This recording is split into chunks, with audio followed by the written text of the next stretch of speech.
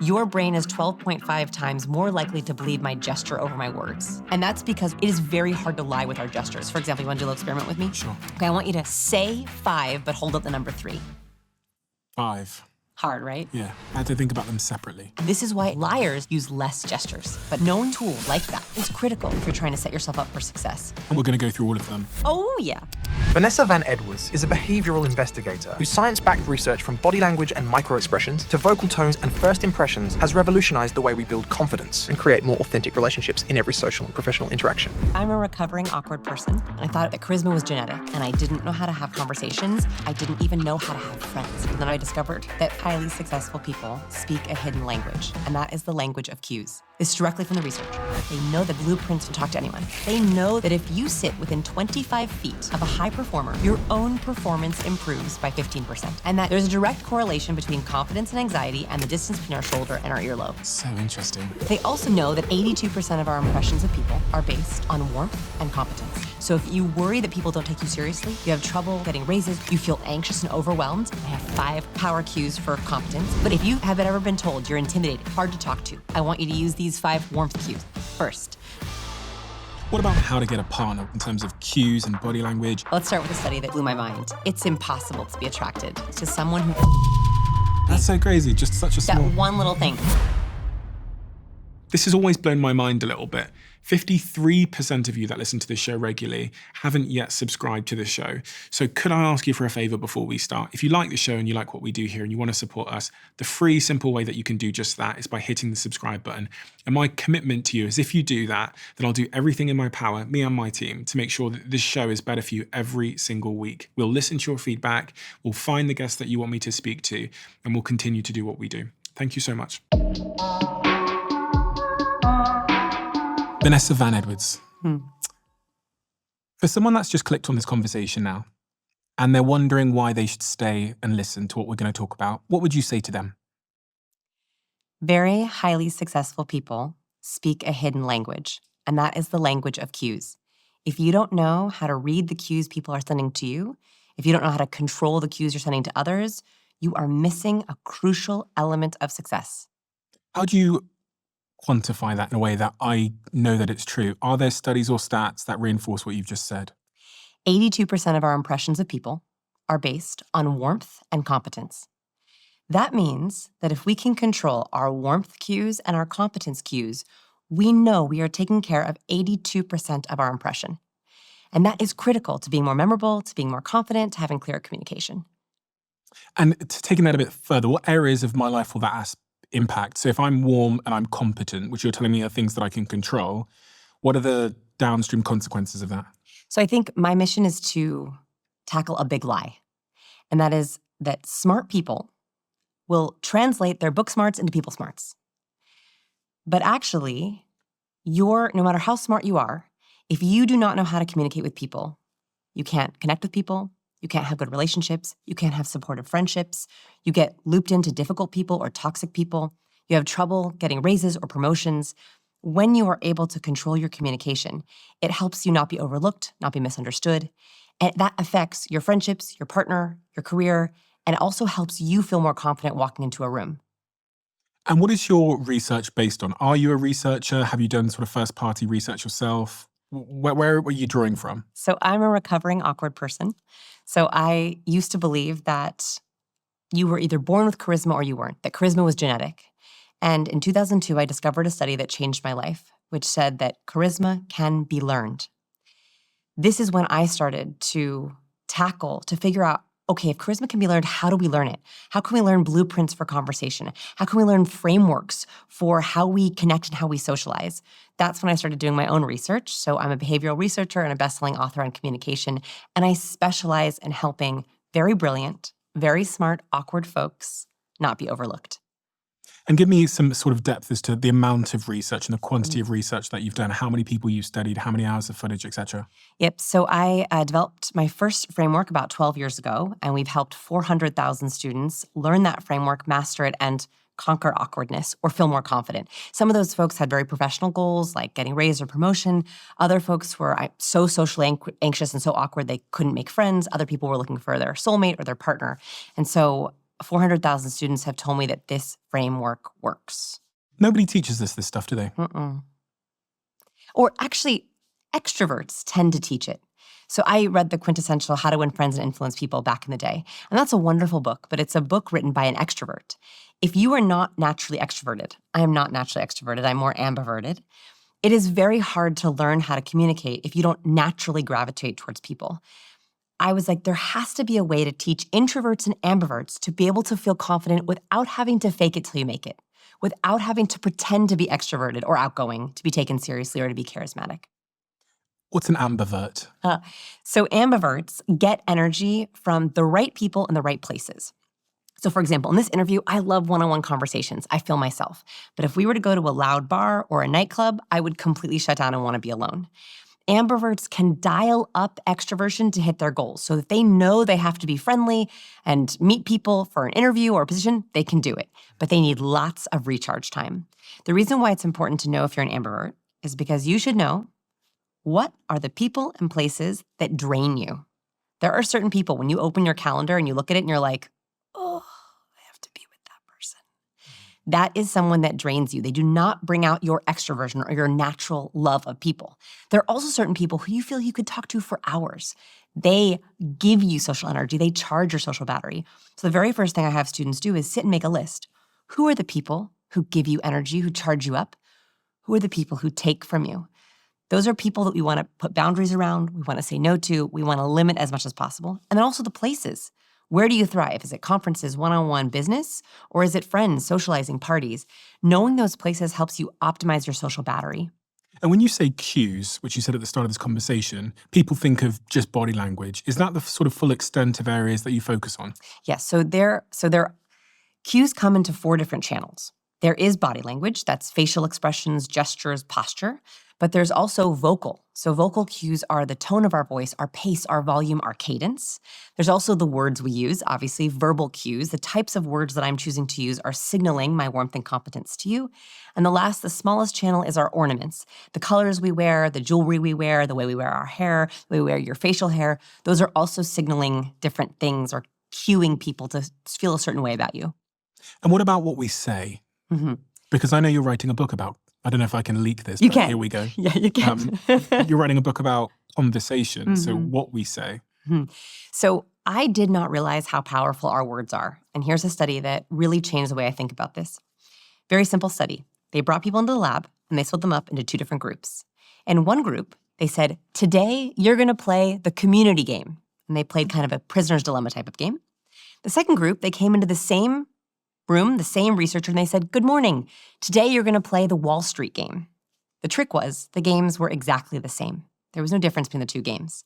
What they found was everyone who was told they were playing the Wall Street game shared an average of 1/3 of their profits. Everyone who was told they were playing the community game shared an average of 2/3 of their profits.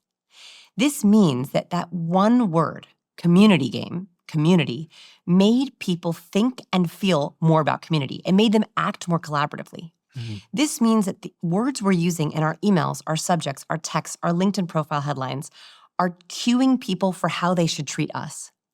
One really simple way to think about this is your calendar. I send out calendar invites multiple times a week to clients, to friends. When we have meeting, one-on-one, call, video, interview, I'm being cued for nothing. Those words are so overused, they're sterile. If you add cues that prime people to feel or think a certain way, you're actually setting them up for success. So 2025 wins, collaborative session, strategy meeting, goal overview, teamwork collab session. Those words are actually cueing that person's brain every single time they open their calendar that when we read a word like collaborate, we are literally more likely to be collaborative. So the words that we use, even one single word can actually change the way people think. It's funny because our entire lives are people. Mm-hmm. Like the difference between me being a president, prime minister, superb salesperson, exceptional entrepreneur is probably just my understanding of other people and how I show up in my words and my cues. And so when you think about it like that, this could be, for many people, the most important subject for them to improve upon. I would even go further and say, if you don't have people skills, you cannot succeed. You cannot succeed in life. You cannot succeed in love. You cannot succeed in business. It doesn't matter how smart you are. You need people to have success. So this is, I think, the most fundamental skill that people can invest in. And how many people did you say you've taught people skills to? 400,000 students. And is there a particular case study that stands out to you as being the most extreme in terms of case studying the fact that someone can go from zero to a wonderful place? Yes, and it's my very brilliant but stoic students. So I've noticed, especially over the last 10 years, because I've been doing this for about 17 years, in the last 10 years especially, my most extreme students are the students who are very, very smart, very talented and good at what they do, but they don't know what cues to send, and so they completely shut down. They try to become stoic, unreadable. They try to have no facial expressions. They literally try to poker face all the time. And as they try to make connections, meet a partner, make friends, people don't like them. People don't trust them. They can't get buy into their ideas. And those are the students where I see the biggest transformation. They don't realize that muting your cues is a danger zone cue. If you try to be stoic and unreadable, people literally cannot get a read on you. And so my biggest transformations have happened when I can say, you don't need to hide your true feelings. It's about amplifying them with the right cues. There's a famous example of this, Jamie Siminoff, founder of Ring. So I don't know if you ever watched Shark Tank. Yeah. So in this episode, for those who haven't seen it, Jamie Siminoff entered the tank and he pitched $1 billion idea. Literally $1 billion idea, because it went on to raise funding from Shaq and Richard Branson. But in the tank, he pitches the idea and he gets so much pushback and so much negotiation, and he walks out of the tank without a deal. In fact, the Sharks did not like him. What happened? He had the $1 billion idea, but he did not know how to share it. This is the biggest transformation I see, is people who have brilliant ideas. They're good people, they're hardworking people, and they cannot get buy-in. They cannot make friends, they cannot find partners. How do they feel? So if you had to say words that make them feel seen right now, how are they feeling as they're listening to this? Overwhelmed, getting into interaction, just social overthinking, not knowing what to do, not knowing what to feel, underestimated, like people don't see you or the real potential that you have, a lack of confidence, and fear. Afraid that if you are your true self or you try any of the things we're talking about, people won't like you. And I want to teach you that you can be yourself and you can be liked and you can find your people. And that doesn't mean everyone's gonna like you, but it means if you signal the right things, cues tell others how to treat you. If you signal the right cues, you will find your people. One of the things that I was sort of inferring from what you said is the importance of understanding your resting bitch face. That's like the term we use in the UK, resting bitch face, which is like when you're just listening or doing nothing. Like, how does your face look? Yes. And you're telling me that's really, really important. It's real. So I call it resting bothered face. Because Okay, I have I to be probably a shouldn't use that PhD. word. Resting bothered face. RBF, same thing. Okay. Okay, this is a real phenomenon, which is that all of us have different faces at rest. Now, I want you to look at my face for a second. My face at rest, I'm gonna rest it for a second. My mouth angles down in sort of an upside down U. So it looks like this. You see how these are going down? Yeah, Are you laughing at my U? a little bit. Okay. So at rest, I look a little sad. Yeah. That is just my mouth at rest. Yours goes pretty straight across. I just. You have a lot of hood. That's what that's I have called. a lot of A lot hood. of hood. Yes. This is hood. Yes. Yes. So that probably makes you, do people think you're angry or tired? Both. Both. Okay. People never call me angry, they call me sad. You need to look in the mirror and figure out what is the default of your face. If your mouth angles down into a frown, people are gonna think you're sad. You're gonna have to be counteracting that with your cues. If you have a lot of hood above your eyes, or you have these two vertical lines that appear between your eyebrows, you actually don't have them, but if some people at rest even have those two lines, people are gonna think you're angry or frustrated. If you have down eyes, so I don't know if you noticed, but I've added cat makeup to my eye. Ah, yes. Yes, that actually makes me look less sad, because also my eyes slope a little bit down at the end, which makes me look sad. Okay. So people often are like, are you okay? Are you tired? I'm like, no, that's just my face. So I have ways that I counteract it. One, I get to use makeup, which is a great thing. But second, I know that I need to make my face a little bit more up, right? So when I am interacting with someone, when I'm on video, when I'm interview, I typically rest my face in an upward position. I've activated these muscles, so don't I look happier? You do, but have you got to consciously tell yourself to do Yes. that, or do you just always remember? No, I have to consciously tell myself to do that. Now, I only need to do that with people with a first impression or when I'm trying to make a good impression. My team knows that I'm not sad. right? Yeah. Like my team, they see me all the time. They see me without makeup. They know that I'm not sad. They know that's just my face. So here's what's critical. One, you should know, what is your resting default? Are you looking sad, angry, or afraid? Oh, afraid I didn't do. So if you have, you actually have some. I'm so sorry. Oh, you're joking. I'm so sorry. I'm so sorry. You have these I just lines. had someone laugh in the back. One of my team just laughed in the back. So you have them just right here, these Yeah. light lines here. So when we're afraid, we go, and we raise our eyebrows up, and you can't see it because I have Botox on my forehead. But if you, there you go, that's afraid. No, open your eyes and go, that's afraid. Okay. So the more you have those lines and the whites of your eyes appear, like have you ever seen someone kind of walk around like a deer in the headlights? Yeah. They make you feel anxious. Like if I were to do my entire interview a little bit wide-eyed, you would not only feel anxious, but you wouldn't believe what I was saying. So you all should see if you have this default lines or if the whites of your eyes show. Look at your profile pictures. In your profile pictures, here are the 3 biggest mistakes people make. 1, they're showing fear eyes. Yeah. Yeah. So you are signaling accidentally anxiety. So try to make sure you're not showing the upper whites. Second mistake people do is they make a contempt microexpression. So that's a one-sided mouth raise. So just do a one-sided mouth raise for me. Doesn't it make you kind of feel like, better than? Don't do it for too long. Yeah. So if you do it at home, there's a facial feedback hypothesis. When you make these faces, it actually triggers the emotion. Just like when you have the emotion, it triggers the face. There's a loop that happens. Mm-hmm. So if people make the contempt expression, one-sided mouth raise, Mm-hmm. not only do they look scornful, kind of disdained, they actually begin to feel better than and scornful. So do not do an asymmetrical smile in your profile picture. You are accidentally signaling negativity. The third biggest mistake people make is you do an inauthentic smile in their picture. The only true indicator of happiness is when these cheek muscles are activated. Anyone can fake smile. This is what mine looks like. But you've seen people do it, right? Yeah, I do it. Yeah, and people know. I would rather you not. No, because I just don't have a good smile. What? Look, like, what am I going to... Am I going to say, no, it's horrible? Do you know, I don't have a good smile. That's not your real smile. So I literally have to do this when I take photos. Because that's my smile.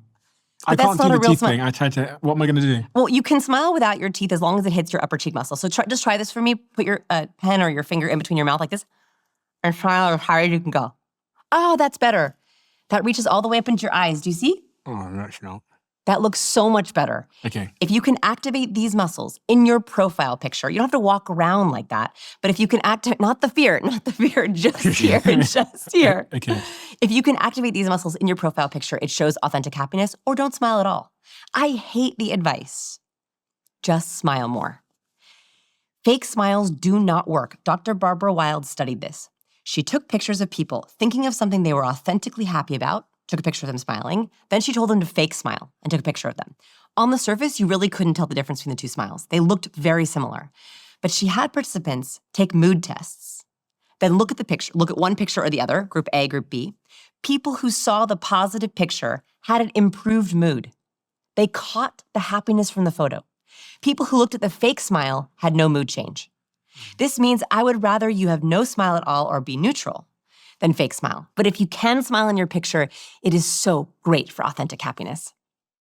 It sounds like it might be quite exhausting for some people, because I think some people, although they're happy, they feel good, they're nice people, they do have that resting bothered face, I think you called it. And there's other people that I know that just kind of walk through life with this like resting smile. Yeah. Like we can all think of that person that's just like always happy. Yeah. And then there's these other people who are like objectively happy too, but they just have that resting bothered face. So it feels like life is going to be more exhausting for those people. You know, I think it's about choosing your hard, right? It is hard, it is exhausting for me to show up to a meeting when I'm in a good mood and have someone be like, are you sad and tired? Are you okay? I'm like, I'm fine. I find that exhausting. Is it also a little exhausting to make sure that in my first impression, I'm being a little bit more up with my face, open eyes wide and open mouth? A little less exhausting than that. So I think you have to choose what are the cues you're going to purposefully add. There are 97 cues. I've narrowed it down to 97 that I think are the most important. You get to make your own recipe. You don't have to do all the cues. If smiling is not your thing, smiling is not essential for being charismatic. When we talk about being charismatic, it's about being warm and competent. And you have 97 cues to choose from to make that warmth and competence recipe. And so you don't have to be a bubbly extrovert to be charismatic. You can be a quiet, powerful introvert. You can be a compassionate, empathetic healer. Those look different. And so I think it's less exhausting to find your recipe and to use those cues a lot. Like there's certain cues in my book that I teach that I don't use. They just don't feel natural to me. But there are other cues where I'm like, oh, I really like this. Has anyone ever done any really compelling studies on this idea of resting bitch face or resting bothered face, as you call it? There is research on resting bothered face, and there are certain people who, when people see pictures of their face at rest, they assume a mood change. In other words, when there are certain people at rest where you look at them, they look neutral. But there are a certain percent of the population, when you look at them, they look angry, sad, or afraid. So it's real. And It's there's a real some people phenomenon. you look at and they look happy and make you Very happy. few people have happy resting face, though. You either look neutral or bothered. So you said you were a recovering awkward person. Yes. Take me into what you were like. Oh, And goodness. what do you mean when you say awkward person? I really wanted to go it alone. I was really overwhelmed by people and interactions. I didn't know what to do with my hands. I didn't know what to say. I felt like I missed a memo that everyone got on conversation. I always felt like I was saying the wrong things. I had all these awkward silences. And then what would happen is I would try to overcompensate by sharing a ridiculous story or talking too much or completely shutting down. And I kind of like wavered between completely shutting down and being overwhelmed and talking too much and saying too much and just verbal vomiting all over everyone. And so I shut down. And in college, especially, I just felt so left out. Like I just felt so lonely. And I don't know if anyone watching is feeling lonely. I thought it was all my fault. I was like, I missed the memo. I don't know how to have conversations. I don't even know how to have friends. That's what it felt like, that I desperately wanted to make connections, but I had no idea how to level up a new person to a friendship. I had no idea how that path happened. I had no idea how to have a conversation with someone, share something real, and then have a real interaction back. And so it was really lonely and overwhelming. And what was the catalyst for you to go on this journey? I was in college, and there was a group paper assigned. And you had like 5 people, and everyone had to do 5 pages. And I went to the professor, and I said, I will write double the amount of pages if I can work by myself.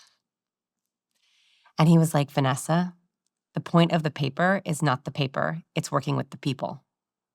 And I was like, and I started to cry in his office. I was like, that student. I was like, I don't know how. And he was like, Vanessa, you're very good at science. You're very good at breaking things down. What if you studied for people like you study for chemistry? That was like an aha moment for me. He said, why don't you study good conversation? Why don't you study the popular kids? Why don't you look at what are they doing in conversation that's working? Study it like it's a science. Hence my brand was called Science of People.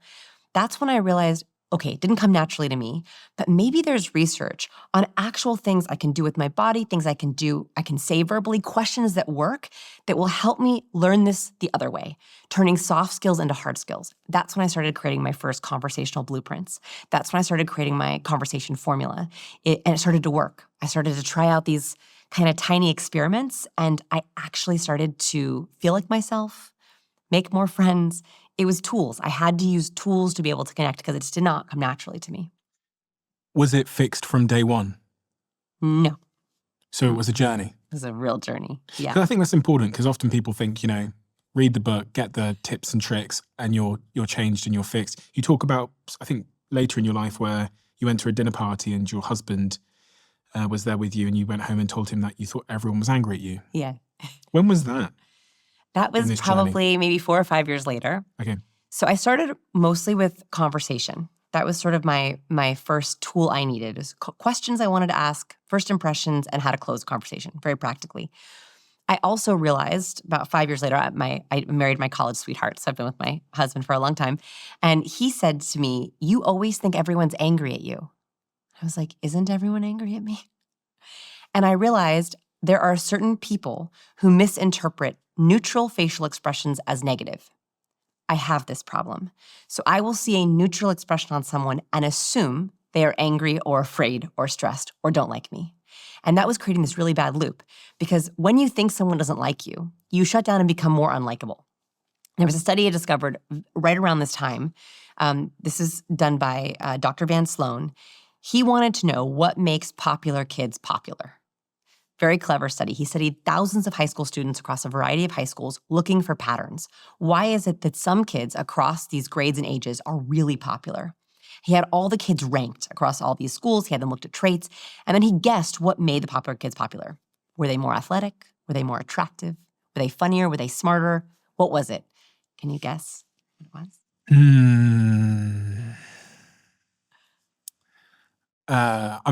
I'm just basing this on the kids that were popular in my school. They were funnier. They were self-deprecating to some degree. Mhm. They were remotely good at some sports, maybe. They were funny, happy. I don't know. What is Okay, it? so he found that the most popular kids across the one single variable that was held true across all the different students was the most popular kids had the longest list of people they liked. So when he asked, one of the questions of the survey was, who do you like? They had the longest lists. And when he looked at their day-to-day, they had micro moments of liking. They would go down the hallway and be like, hey, Chad. Hey, Chelsea. Hey, Sarah. They liked so many people, and that in turn made them more likable. This showed me that being likable is in our control. Being likable means you have to be first liker. If you set out to like more people, you become more likable. And that was a really big shift for me because for so long, I thought it was all about me. It's a very selfish way to be, right? I was like, I better be impressive, I better be funny.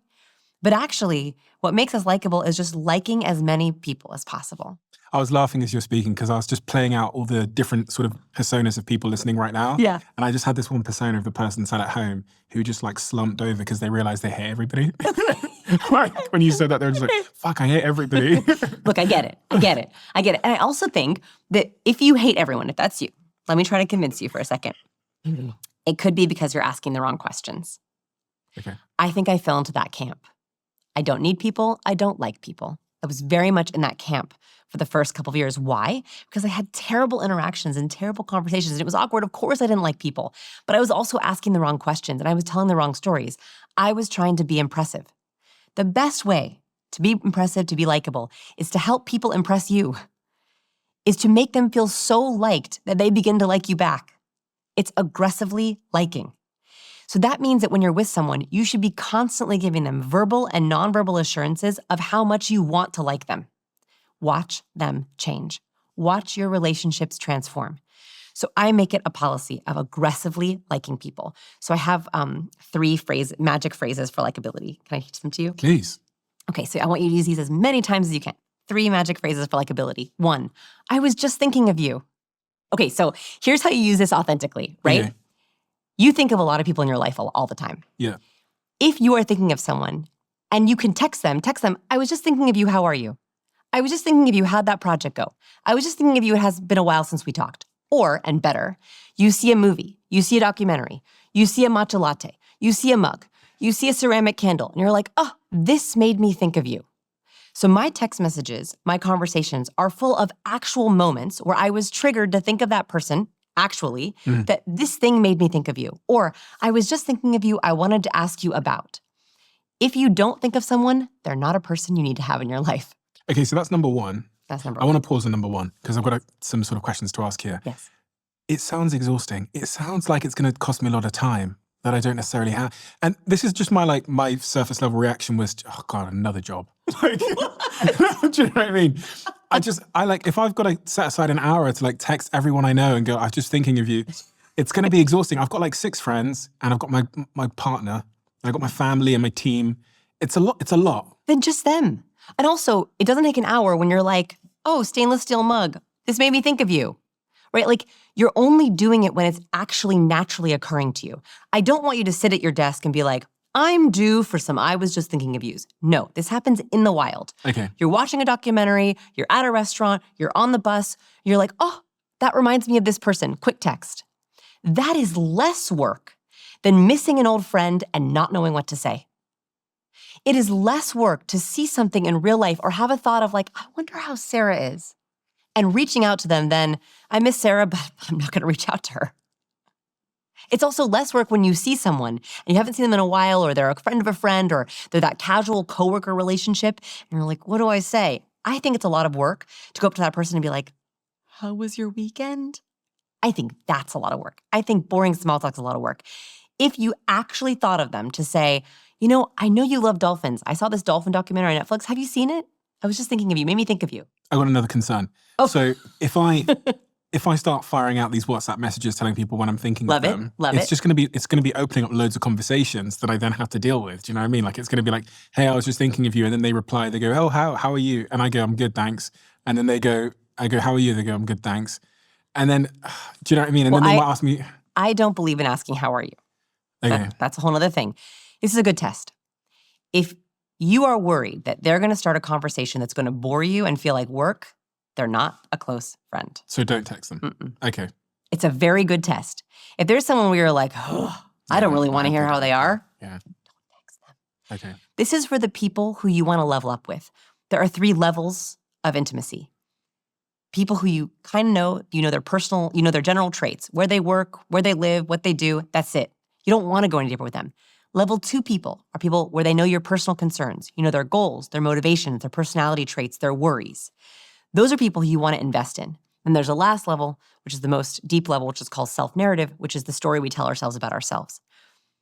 If you categorize your relationships, another activity I love for my students to do is make those 3 levels on a piece of paper. Write down the 20 people you can think of, the top 20 people you spend the most time with, where they fall. So we have acquaintances, we have Acquaintances who just kind of know where you're from, what do you do, the peripheral basics. people. Mhm. Yeah, right. And by the way, some of the people who you're close with you might not be deep with, Yeah, true. right? Level 2, personal concerns. Could they tell you what is your, Stephen, biggest goal right now? Okay. And then the middle layer I didn't understand. That's the middle layer. That's the middle layer. So it's general traits, personal concerns, self-narrative. What's self-narrative? So this is what my next book is about. I'm doing research on it right now. Self-narrative is the story you tell yourself about yourself. So is this a group of people? It's the levels of intimacy you are with someone. So would your partner know the story you tell yourself about yourself? I'll give you an example. 100% she would. I think so. So I think that there are basically 3 main types of narratives, and you should know what these are for the closest people in your life. Maybe only 2 or 3, and you should also know what it is for yourself. The best one is a hero narrative. This is, I've worked really hard. I've had some challenges and mistakes, but I've overcome with hard work and smarts, and now I am where I am. Every version of their story, their career, their life, their relationships is that same narrative over and over again. Then there's what I think is called the healer narrative. Again, I'm doing research on this for my next book. The healer narrative, their story is all about helping others. They typically are in careers of service, of helping others, physical therapists, nurses, healthcare. Their story is, how can I be more helpful?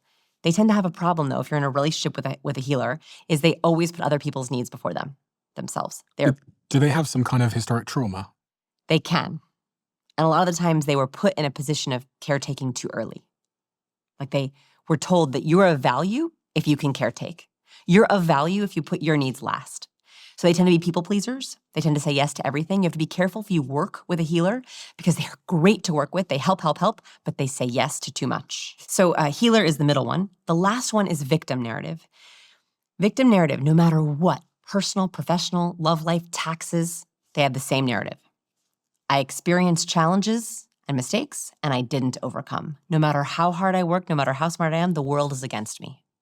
So a question I ask people to begin to uncover their self-narratives, do you feel lucky? Do you feel lucky? I feel very lucky. I also feel very lucky. Yeah. People who have a resounding yes to I feel lucky are more likely heroes or healers. People who say, I don't feel lucky, I feel very unlucky, are typically victims. Dr. Richard Wiseman did a study. He asked people to perceive their own luck. How lucky do you feel? Then he gave them a challenge. He gave them a newspaper. And he said, I want you to count the amount of images in this newspaper.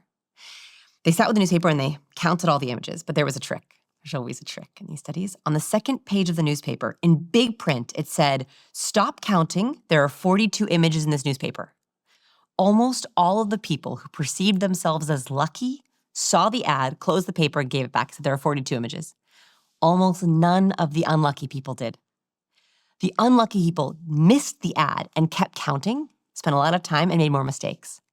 This means that if you think of yourself as lucky, you literally see more opportunities. If you think of yourself as unlucky, you miss them. Is it possible to change how you see yourself? I do believe in a growth mindset. So I do believe that if this is resonating with you and like you're like, I feel unlucky, I might have this victim self-narrative. I do believe it's possible to change your perception of yourself. And that's starting with small moments of heroism. I think that changing your people skills, saying, I don't like people, and saying, I'm going to find a way to like people. Saying, I'm bad at conversation, I'm going to find a way to be good at conversation. To say, I'm an awkward person, no, I'm a recovering awkward person.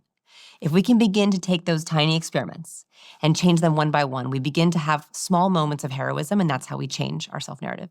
As an employer, I think about this a lot, these sort of verbal and non-verbal cues. And actually, I had an interview some time ago, and I think I came out of the interview, and I think objectively, the person might have been qualified, but there was something about their energy or cues or something that signaled something else to me, that they were an unhappy person, or they were tired, or they didn't really want to be here, or something like that.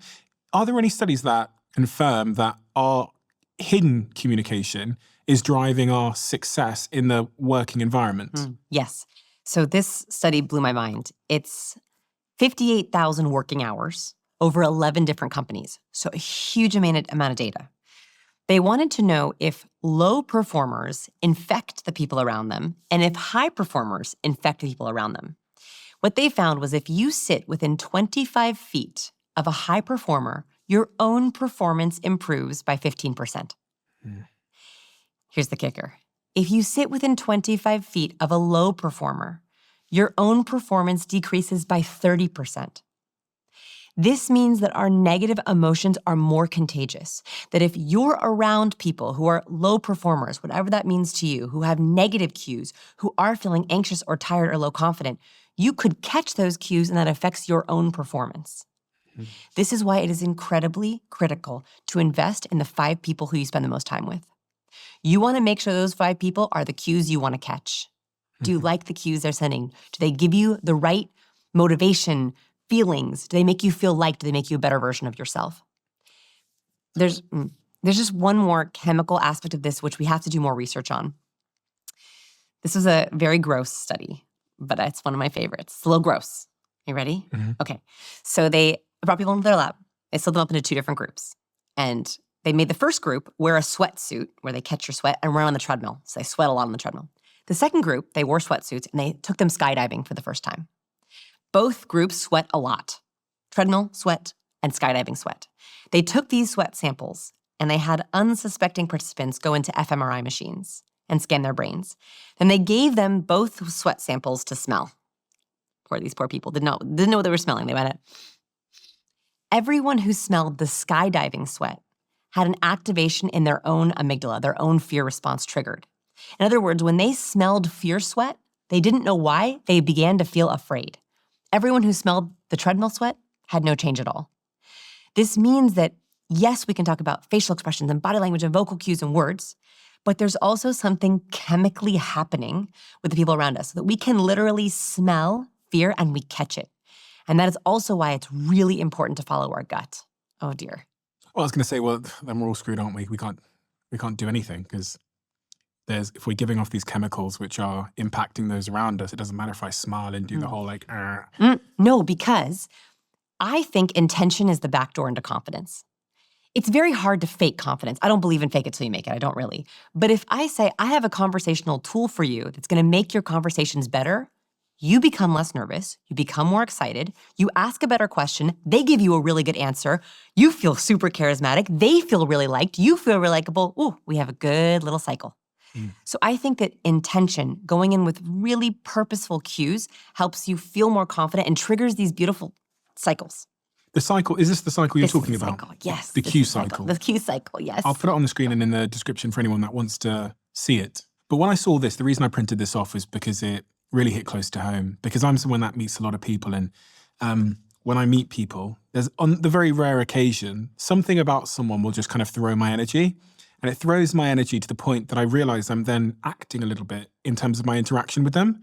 And it's almost like I can't control it. Like something about the person has unnerved me or just made it. And it's nothing that I could consciously tell you, like say, oh, it was the way they shook my hand. Just something about them throws me into this different state. Yeah. And when I saw this, I almost figured out why. Because the first step in this cue, you explain it. I mean, it's your cue cycle. Yes. Okay. So we often mistakenly think that we send a signal to someone else, they send a signal back to us, and that's it.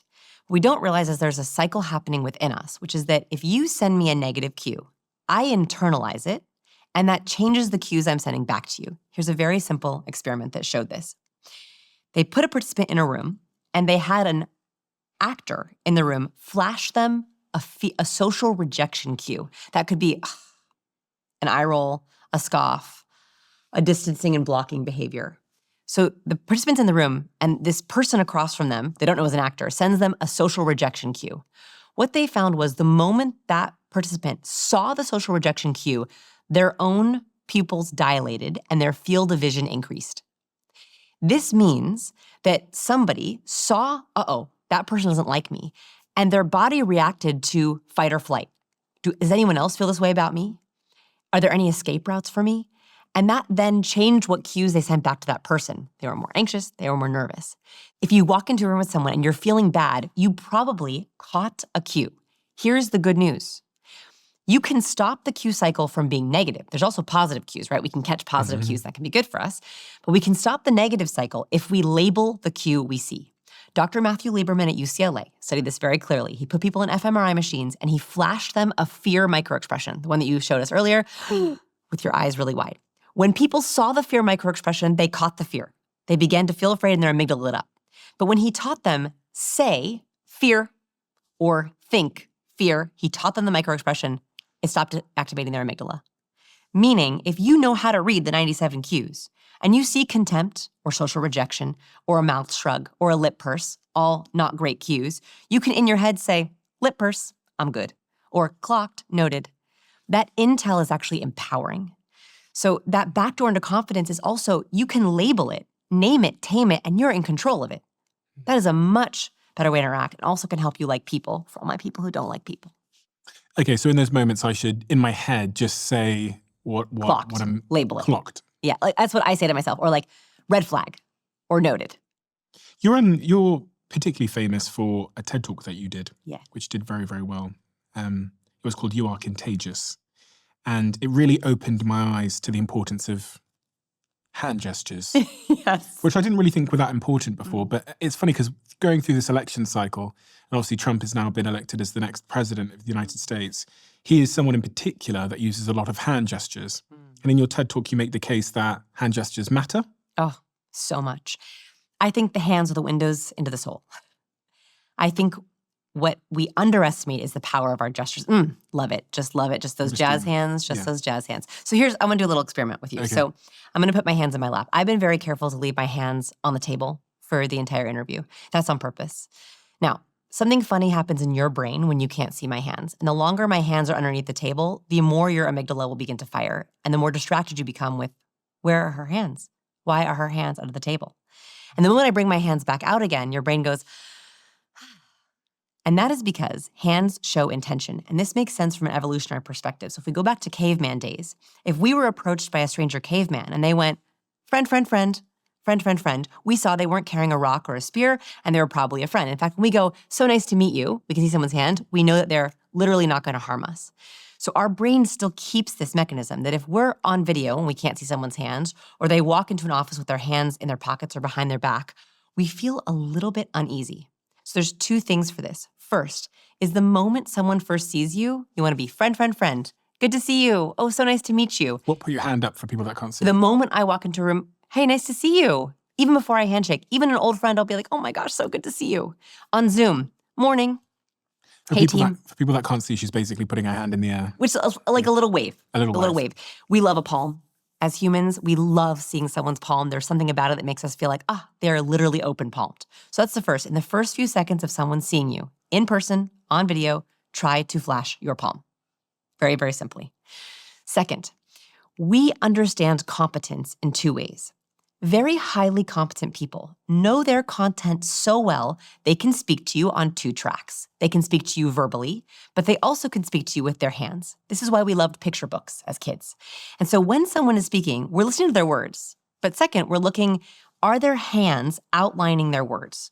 So for example, all the best TED Talks start the same way. And this is what got me my TED Talk, is we studied all the TED Talks from 2010, looking for patterns. And my team and I coded every TED Talk we can find, looking for differences between the most viral TED Talks and the least viral TED Talks. We found that the most viral TED speakers used an average of 465 hand gestures in 18 minutes, whereas the least popular TED Talkers used an average of 271 gestures, so not quite half. Meaning, if someone walks on stage, here's a really good TED Talk. They all start this way. You ready? Today, I want to talk to you about a big idea. We're going to share 3 different things that are going to change your life. So for people listening, I was outlining with my hands along with my words. If I were to get on stage and say, today I have a really big idea, it's huge, and hold up my hands in a really small way, your brain is 12.5 times more likely to believe my gesture over my words.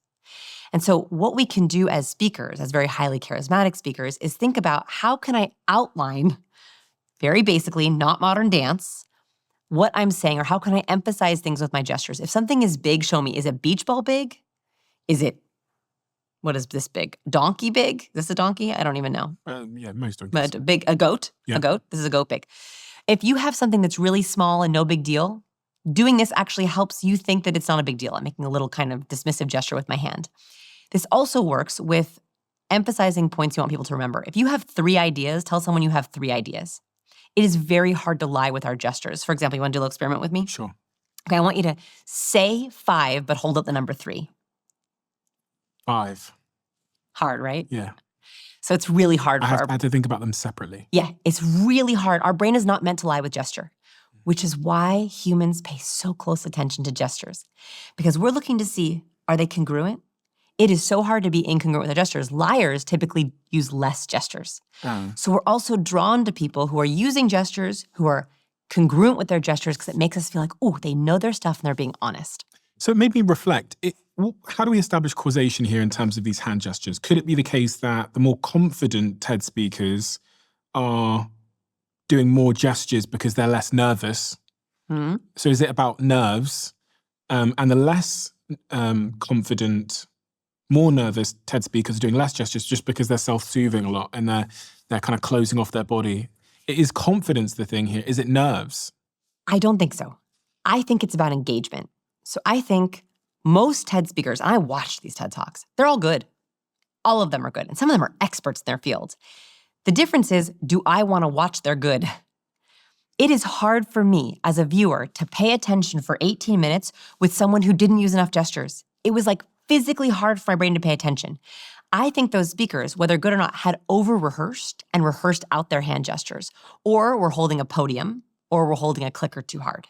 So I actually think that it's less to do with the speaker's nerves or confidence, and it's more to do with, are they going to let themselves use their hands to explain their points, and that becomes more engaging.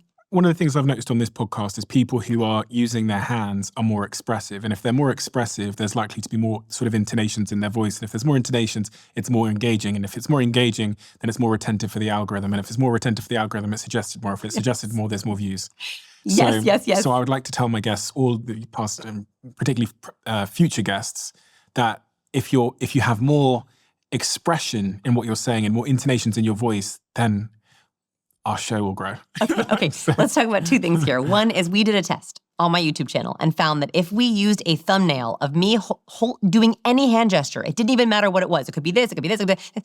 Any hand gesture, that got more clicks. People even in the thumbnail like to see the hand gesture even more than my crazy facial expressions. We tried both. So yes, we are, because if you see a thumbnail of me, holding up 2, you're like, well, what 2 things is she talking about? What is it? So we like it shows competence. And the second thing is that vocal variety is an incredibly important aspect of charisma. We're talking about gestures, but there is a feedback loop here. That the more, like if I were going to sit on my hands for this interview, you would notice my facial expression would get less charismatic, my vocal tone would be less charismatic. It's really hard to be charismatic without movement. Vocal variety is a critical aspect of both warmth and competence. That is because when we hear someone who's able to, for example, give us the TED Talk voice. So I'm going to give you the TED Talk voice. You ready? This point is going to change the way that we think about the world. And if we don't analyze this point, we will be in huge trouble. Like that is a voice that is telling you, ooh, this is important. You also hear that really good speakers will use like a numbers voice. So a numbers voice sounds like this. Did you know that 43% of humans all believe in the same thing? 43%. Like and then if you're telling a story, it changes again. So a story tone would go like this. You're never gonna believe what happened to me. So last week, I'm walking down the street and I saw this guy. It's a totally different vocal variety. That is a gift to your listener. That makes you more engaging because they're able to clock, we're doing a number now. Oh, we have a story now. Oh, this is an important point, I better write it down. Really good TED speakers are outlining their talk for you in many different ways. And that's the best speakers I see on stage. It's so interesting because in this podcast, we had quite a long conversation a couple of months ago about arms on the chair that you're in now. And it was just this observation we had when we first flew out here to New York. The chairs that we ordered were pretty similar to this, but they just happened to have arms on them. And what I noticed was that guests would lean. And it would take out their arms. Yes. So it took out their arms and they became less expressive and the conversations were less interesting. Yes. So we removed the arms again. Okay, so let's talk about this just very briefly. Yeah. I actually do recommend chairs with arms, not in this setup, because look at the difference. So actually, right before this interview, you asked me to scoot my chair in, right? Your amazing team asked me to scoot my chair in. Thank you for that, because it makes it so that I want to put my hands up. If I were to be sitting farther back, I'm just gonna lean back for a second, I would be tempted to put my hands in my lap. Yes. So the critical piece of this is you're having me scoot up to the table. It would be really hard if I had arms, because then I would wanna go like this, and it would make me look like a duck. Yes. Right, so you wanna use a chair with arms to be broader. It actually does broaden your arms out, unless you're really close to the table and you can put your hands on the table. But it's amazing how the physical environment can change how we are perceived and how we move. But even we're very intentional about the sort of mirroring of our body language and just making sure that we're head on, because this conversation is entirely different if we're side on. Very much. It's not going to be the same. Very much. And there's not going to be the same level of intimacy. Yes. We also thought a lot about how big the table was. This is quite a big table. What's the distance? I'm going to say it's about just shy of 2 meters. Wait, can you hold your arm out? Okay, so this is perfect distance. The perfect distance between two people having a good conversation is that we could shake hands if we wanted to. Okay. And that is because there are 4 different proxemic zones. So the fancy word for space is proxemics. I don't know if you have that beautiful graphic. I printed out this. Yes, that's it. Yes. So there are 4 different space zones, and these are really good to know if you're trying to set yourself up for success. The public zone is about 5 to 8 feet away. I don't know, not feet, but 5 to 8 feet away. Then you have the social zone, which is where we like to socialize with people. That is, depending on who you ask, 3 to 5 feet away. Then there's the personal zone. That's our favorite zone. That is about arm's distance apart, right? So we could shake hands if we wanted to. That's where our best conversations happen. And then there's the intimate zone. A big mistake people make is they place their video camera too close to their face, which means they're accidentally signaling intimacy cues with their colleagues and their coworkers. Have you ever been on a Zoom with someone where their face is the entire camera? Yeah, I was on one earlier on. And you're like, please, back up. And that is because your brain is going too close, even though they're across a camera. So what I would really recommend, measure the distance between your nose and your camera. It should be 1 arm length. So it should be the tip of your nose to the tip of your fingers, or 1.5 feet to 3 feet away. That is the ideal zone for having good conversation over Zoom. That's really interesting as well, because I was thinking about the conversation I had actually on the way here in the car with a colleague of mine, and they had called me on FaceTime. Now, the thing with FaceTime is it's going to be close. It's going to be close. And it did feel a little bit intimate. It does. Because they called me on FaceTime. Yes. Obviously, if I was on my laptop, they would call me on Zoom or something else, and there would be a meter. Yeah. So I think that's why we can sometimes, at least introverts, feel like, don't FaceTime me, it's way too personal. It's because there's a setup there that it's actually accidentally tricking you into being in the intimate zone with someone. This is also why loud bars and nightclubs work so well for facilitating romantic relationships. What happens in a loud bar or a loud nightclub is you can't hear someone. So you go, what? And then you get a little bit closer, and all of a sudden you're accidentally standing in someone's intimate zone, which then that cue cycle begins to kick in where you're like, well, if I'm standing within 1.5 feet from this person, maybe I should feel intimate with them, which then makes you lean in more, makes you want to touch more. That is why people go to bars and nightclubs to facilitate these romantic relationships. It's accidentally going into the intimate zone. When I was younger, I've said this a few times on the podcast before, but it feels very relevant. My older brother Jason, he ordered this book called The Game by Neil Strauss. Yes. And he ordered it to university, but he accidentally put the wrong address, and so it came to home. This sounds like an elaborate story for me, like buying a pickup artist book. But it came to home, and I read the book, and it was my first time understanding that body language was, A, important, but even something you could learn yes. and when I say body language, I mean everything. And it's interesting because now, after reading your work, I actually think maybe what I should have been aiming at was how to be more charismatic. And you talk about these 5 science-based habits for being more charismatic. Yeah. I guess the first question is, what is charisma? Yes. And then what are these 5 science-based habits that can make me more charismatic as a person? Like, how do I know if I'm charismatic? You are charismatic, but you lean higher on competence. So let's break it down, okay? So this is not my work. This is the work of Dr. Susan Fiske. This is an instrumental study. It's been repeated many times back in 2002 that found that to be charismatic, you have to be both highly warm and highly competent. Or more importantly, you have to signal high warmth and high competence. And that this makes up 82% of impressions of people. Warmth, trust, likability, friendliness. Competence, power, reliability, capability. So very highly charismatic people, you meet them, you see them, and they are signaling, you can trust me, you like me, and boy, am I reliable and competent at the very same time. So when I say you are charismatic, but you lean very high in competence, which means that people can see you as cold or stoic if you're not showing enough warmth cues. Have you been told that? Intimidating? Indirectly. Indirectly, yeah. Right. People are too scared to say it to me, and I'm joking. But no, I do get that. I think I have like some degree of self-awareness as to how I come across. And I think how you described it is exactly how I come across. And that's not a bad thing, right? Like, you get to pick your own recipe. Like, I lean a little higher on the warm side. I'm also female. There are differences between men and women. So typically, not always, men default to higher in competence. Women are defaulted to higher in warmth. Typically, not always. This isn't a bad thing, but you should know that if you are trying to come across as warmer on your team, you're trying to inspire more collaboration, you're trying to make more friends, you want to dial up your warmth cues. If you're someone who's interrupted a lot, not taken seriously, people forget meeting you, you need to dial up competence. This is like a thermostat. You can dial up warmth cues and dial up competence cues, and this changes the way people treat you. So I have 5 power cues for competence, and I have 5 warm cues for warmth. We're going to go through all of those. Yes. I saw this wonderful graph which kind of explains it, which I'll put on the screen for anyone that's watching. And this was really, really interesting. There's a danger zone. The danger zone, I'm guessing, is when you're low warmth and low competence. That's it. Those are those folks that are stoic. If you don't send enough warmth cues, if you don't send enough competence cues, people cannot trust you.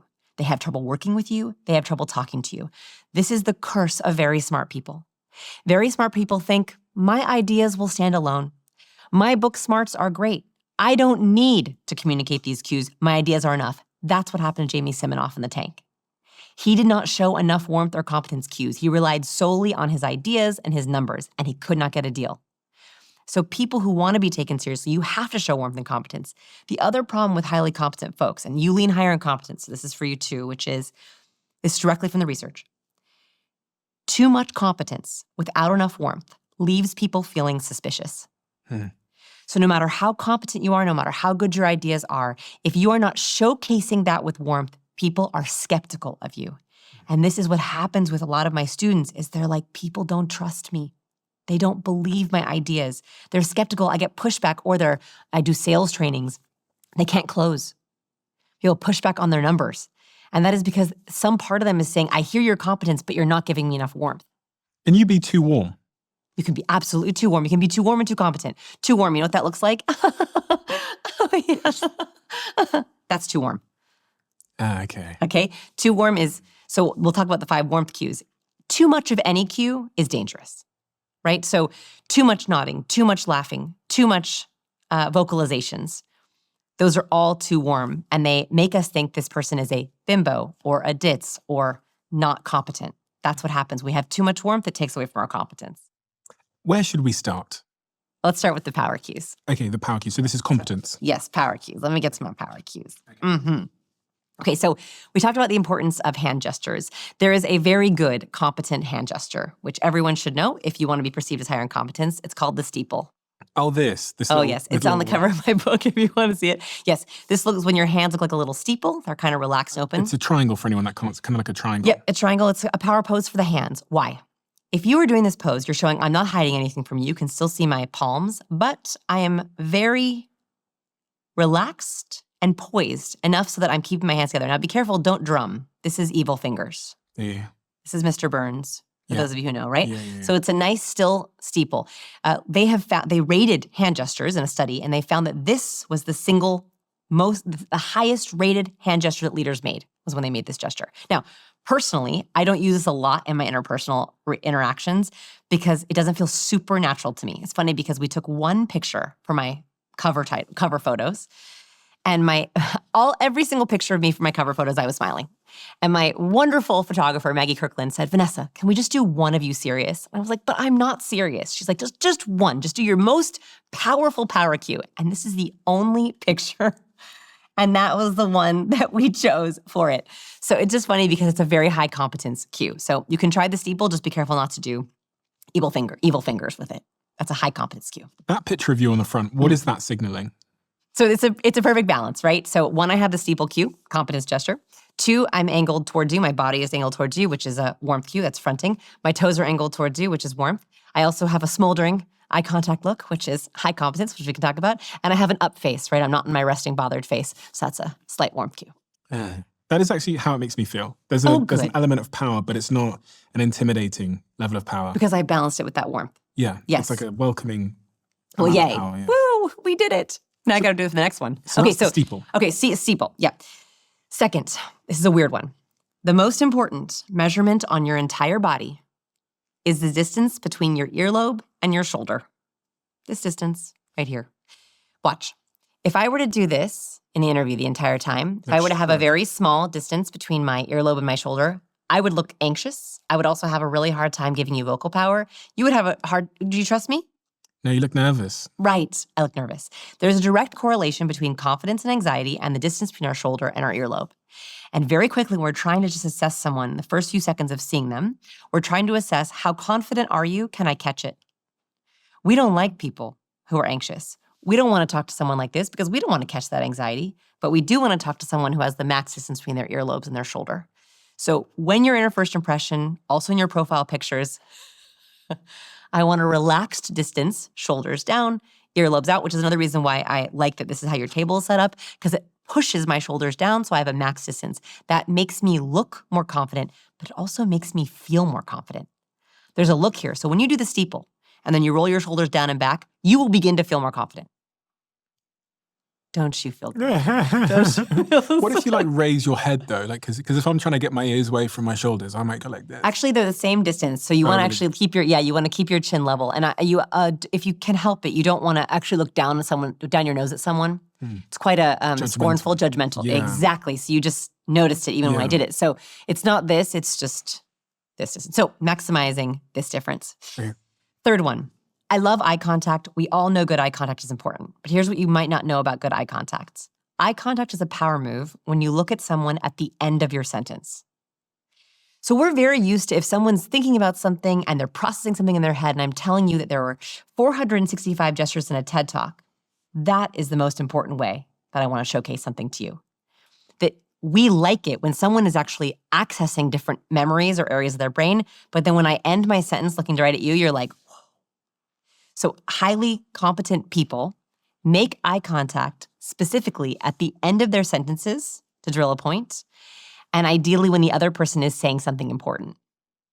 Okay, interesting. I just did it then. Yeah. But I do that when I'm doing interviews because I kind of look off into the distance to think a little bit and then I come back to ask. The worst advice I hear people give, body language experts give, make more eye contact. Make 100% eye contact. It's awkward.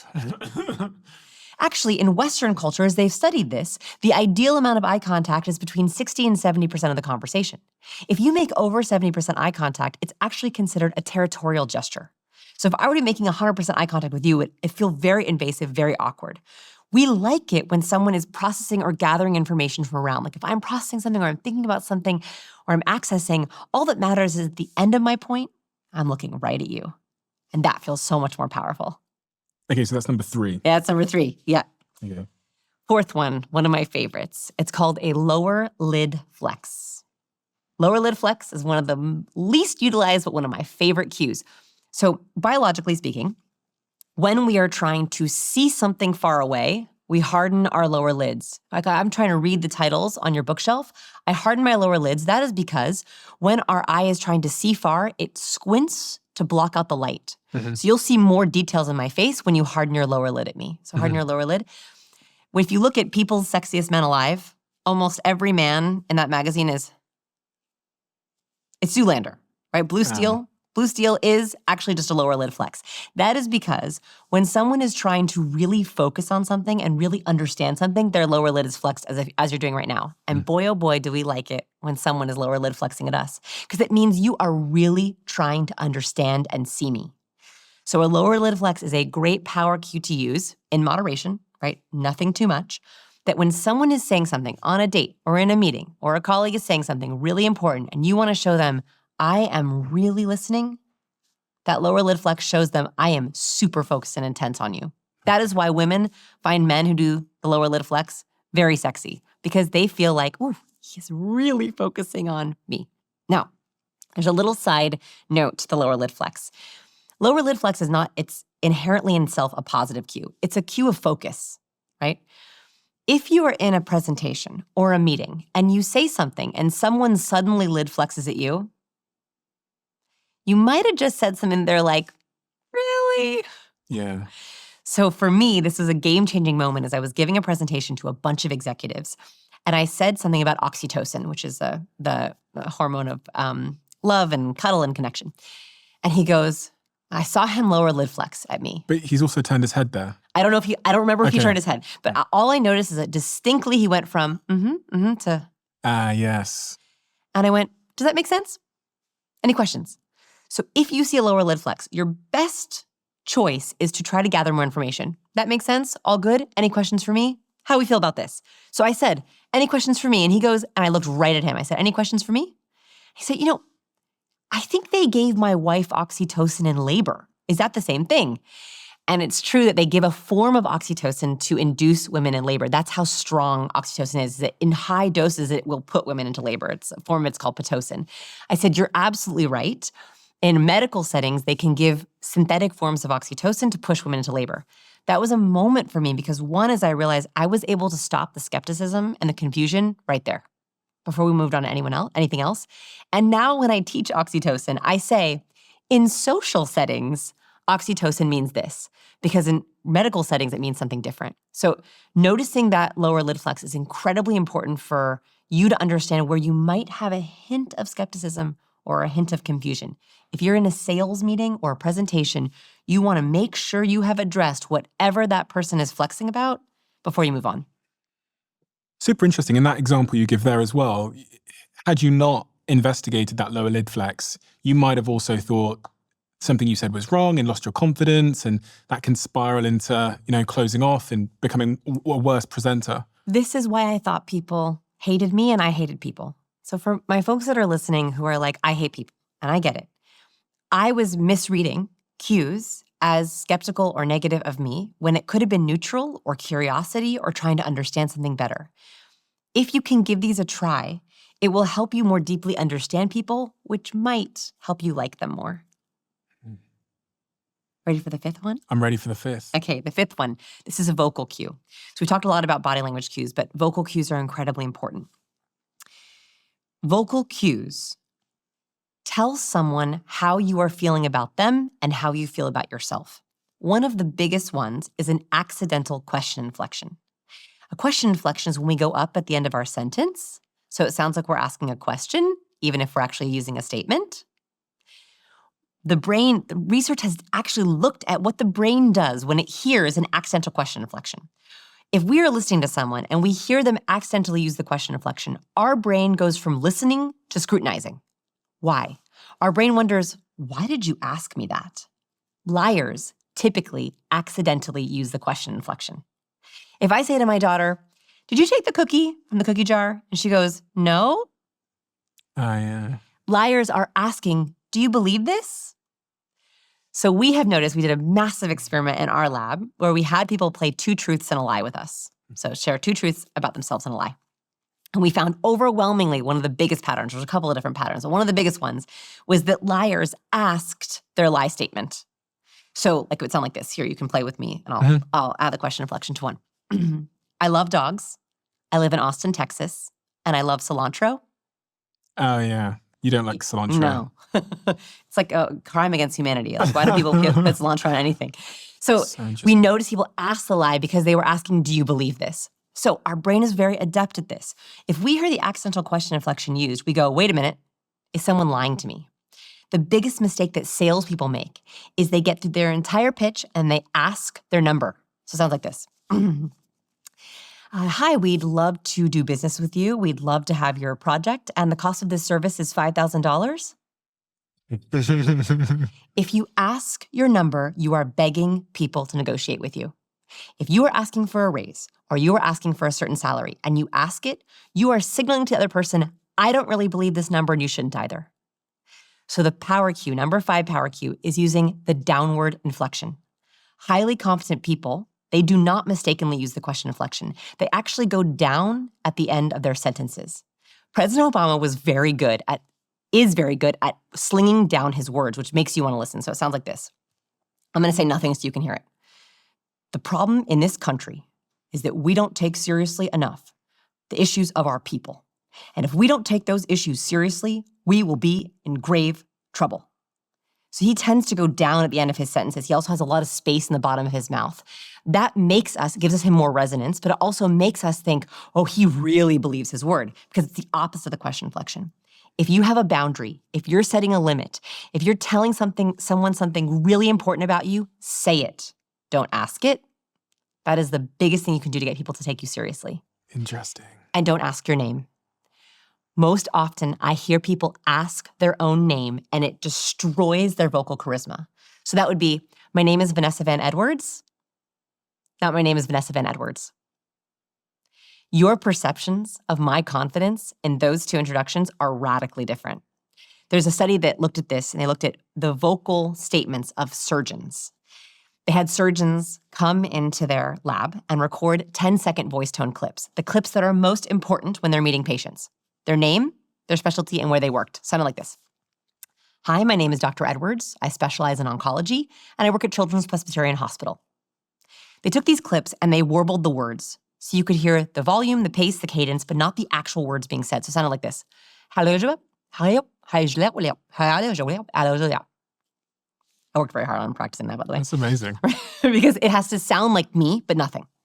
They took these clips and they had people rate these surgeons on warmth and competence, the two things that we know are most important for charisma.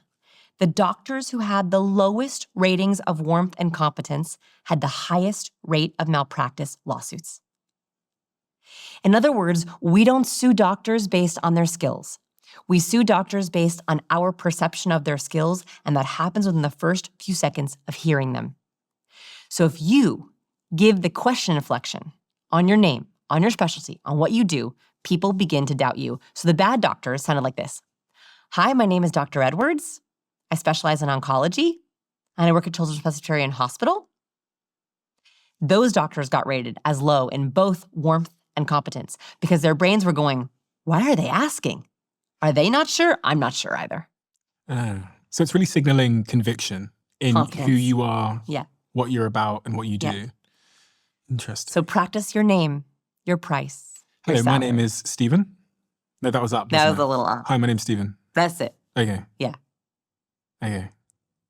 I literally asked that like a question, didn't I? The first one, I was like, Yeah. "Hello, my name's Stephen." Yeah, Because I was actually asking. I was trying to ask you if it was a good pronunciation. That's so funny. That was the upward inflection. And didn't it feel different?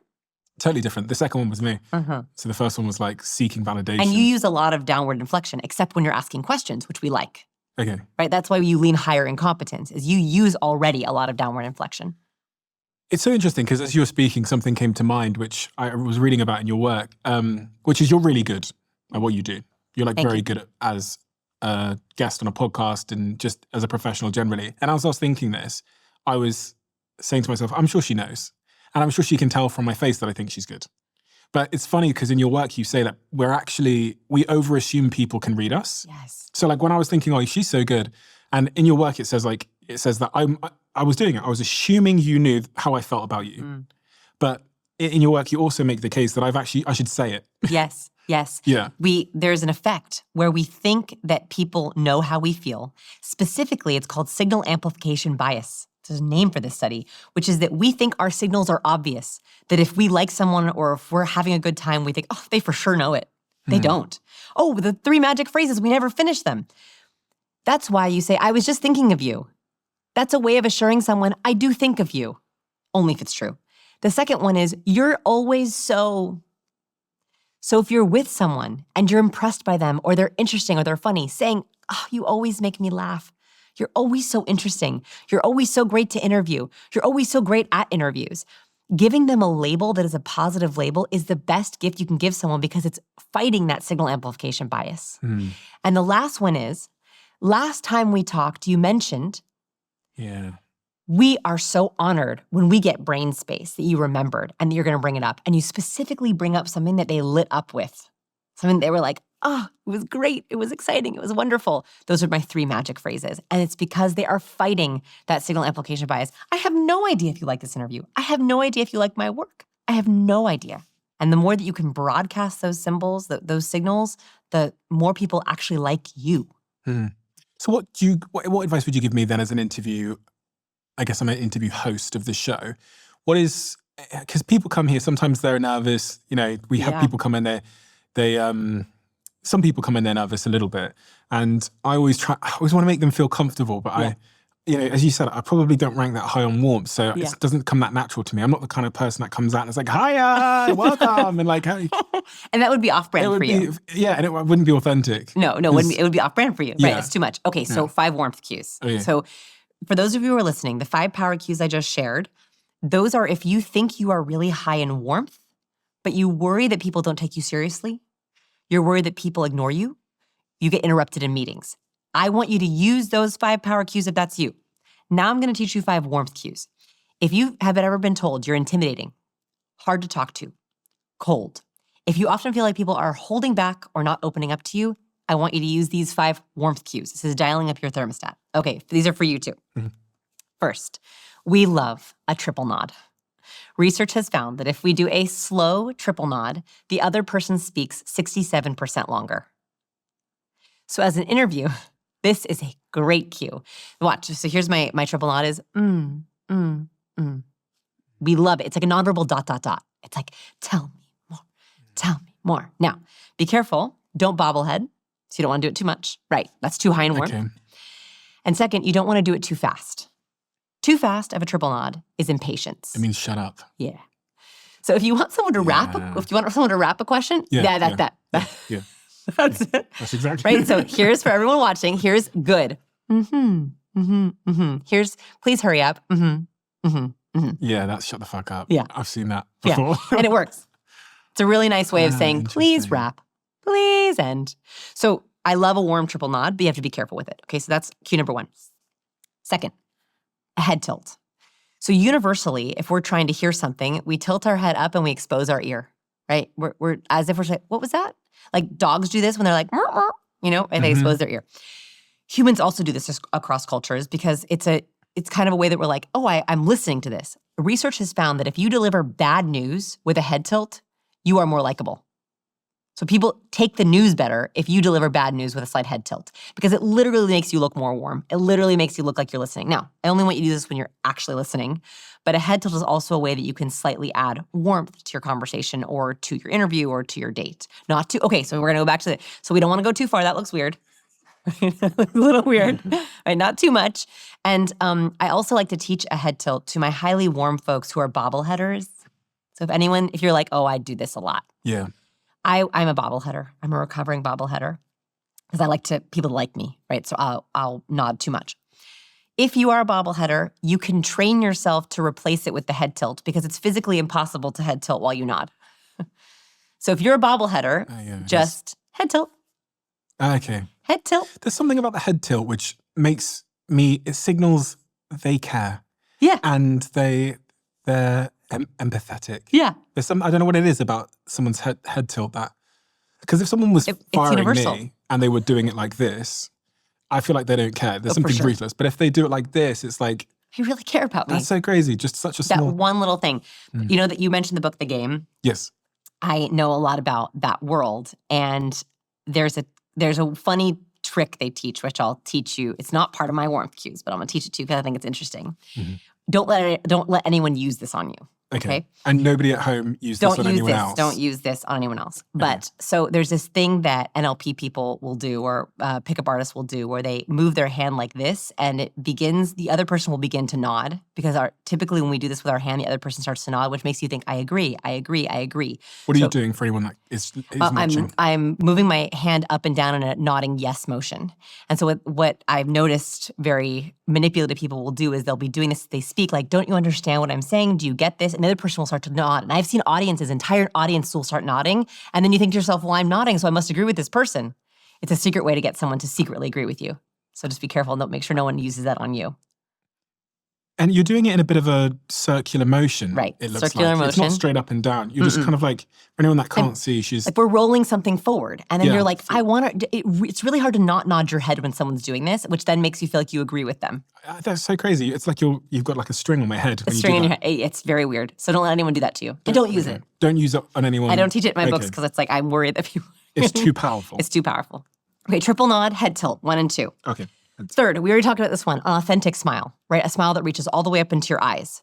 Highly warm people typically do that authentic smile more. Now, I don't like a fake smile, so I only want you to do it when you're authentic.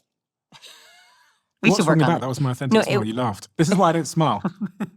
This is why people think I'm intimidating, because people laugh at my smile. Look. That's good. That was better. That was better. That was better. Yeah, I can tell you're lying. This is body language. I can tell you're lying. That was better. That was better than the first one. Better than the first one. That doesn't mean it's good. Well, I'm looking for good. Anyway, number 4 is... So authentic smells number 3. Authentic smells number 3. Number 4, we love a lean. Ooh, we love a lean. When in the proxemic zones, right, we're in those 4 zones, if someone's leaning into you, it shows they're literally trying to cross into that zone very, very subtly. And so you'll notice very highly charismatic people who you want to be friends with, they'll be like, tell me more. Tell me everything. And they lean in really close to you, and that makes you also feel closer. So if you want to be seen as higher in warmth, you can do this as a speaker. So you can lean in as you bold an important point. Like when I'm making an important point for you, I lean into it. I'm like, listen to this. This is good. But if I'm listening to you and you say something good, I'll be like, what? Really? Mm-hmm. So you can do it as a speaker and as a listener, and it immediately adds more warmth. It's funny. Okay, this might be a little bit of a tangent, but it just came to mind as you were speaking. There are like the odd person in my life who I've known for many, many years, but whenever I'm around them, it kind of goes back to what I was saying earlier. My body is just off. And like, I just don't know what it is. Like, I'm thinking of one particular person, I shan't name, where I could be in a room full of people and I'm relaxed, I'm calm, whatever. And this person who I've known for many, many years, the minute they arrived in the room, I wouldn't be able to be the same person. And I don't know what it is. Like I'd suddenly start overthinking my body language, and I'd start thinking, it's how's my legs and it's my body, and I'd start blocking a little bit. What is that trying to tell me? Do I need to cut this person out of my life? Is there like words unspoken? What is it? I would say it means do more research.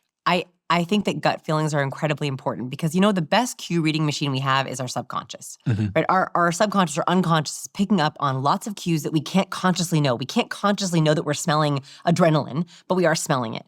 So I think that's a very important thing to pay attention to. It doesn't mean you should cut them out, but I think it's time to do more research. Are they truly happy for you? Are they truly rooting for you? Are they secretly angry or jealous? Maybe I'm doing it to them. It's possible that you're in a loop with them. Right? Yeah. Like you're expecting that bad thing and that expectation becomes reality. Like they've studied this, that the Pygmalion effect is real. If you expect not to like someone, you send off more unlikable cues. They feel unliked, and so they don't like you either. And so it could be that you're in a loop with this person that maybe you make them feel the same way. What do I have to do then next time I see them? Because I want to dial up, I don't know, some warmth with this person or something, or break that cycle. Okay, if I were you, they're important to you? Yeah, they're important to me. Okay, so I would recommend asking questions that will level you up with them to level 2. So my guess is you might be stuck in level 1 with them because you're obviously uncomfortable with them. Research shows that the more commonalities we have someone, the more that we understand them, the more compassion we have with them, the more that we like someone. So I wonder if we could level up your relationship with them so that you get to know them better, which means you'll like them more. And if you make it through these 6 or 7 questions and you still don't like them, then maybe they're not your person. Okay. Okay, can I give you some questions for them? Please. Okay. Please. So here are my favorite, I call these level 1, level 2, level 3 questions. In the framework that I'm researching right now, it's not done yet, I have 4 questions for each level, and I'm working through these questions. But here are the questions that I think are the shortcut to connection. Okay. That if you ask these questions with your partner, your friend, your colleagues, you're going to level up with them. Okay, first, are you working on anything exciting recently? So stop asking, what do you do? Stop asking, how are you? Stop asking, how's it going? That's why you hate people. If you're asking those questions, of course you're going to hate people. Those are the most boring questions anyone's ever asked. Can I give you a challenge? Yeah. A challenge. Here's one challenge from this podcast. Stop asking, what do you do? For 30 days, I want you to go on a what do you do diet. Asking what do you do is telling the other person's brain, stay on autopilot. Damn, I asked that last I know. night. No more. We're on a diet. Okay. Also asking someone, what do you do, is asking, what are you worth?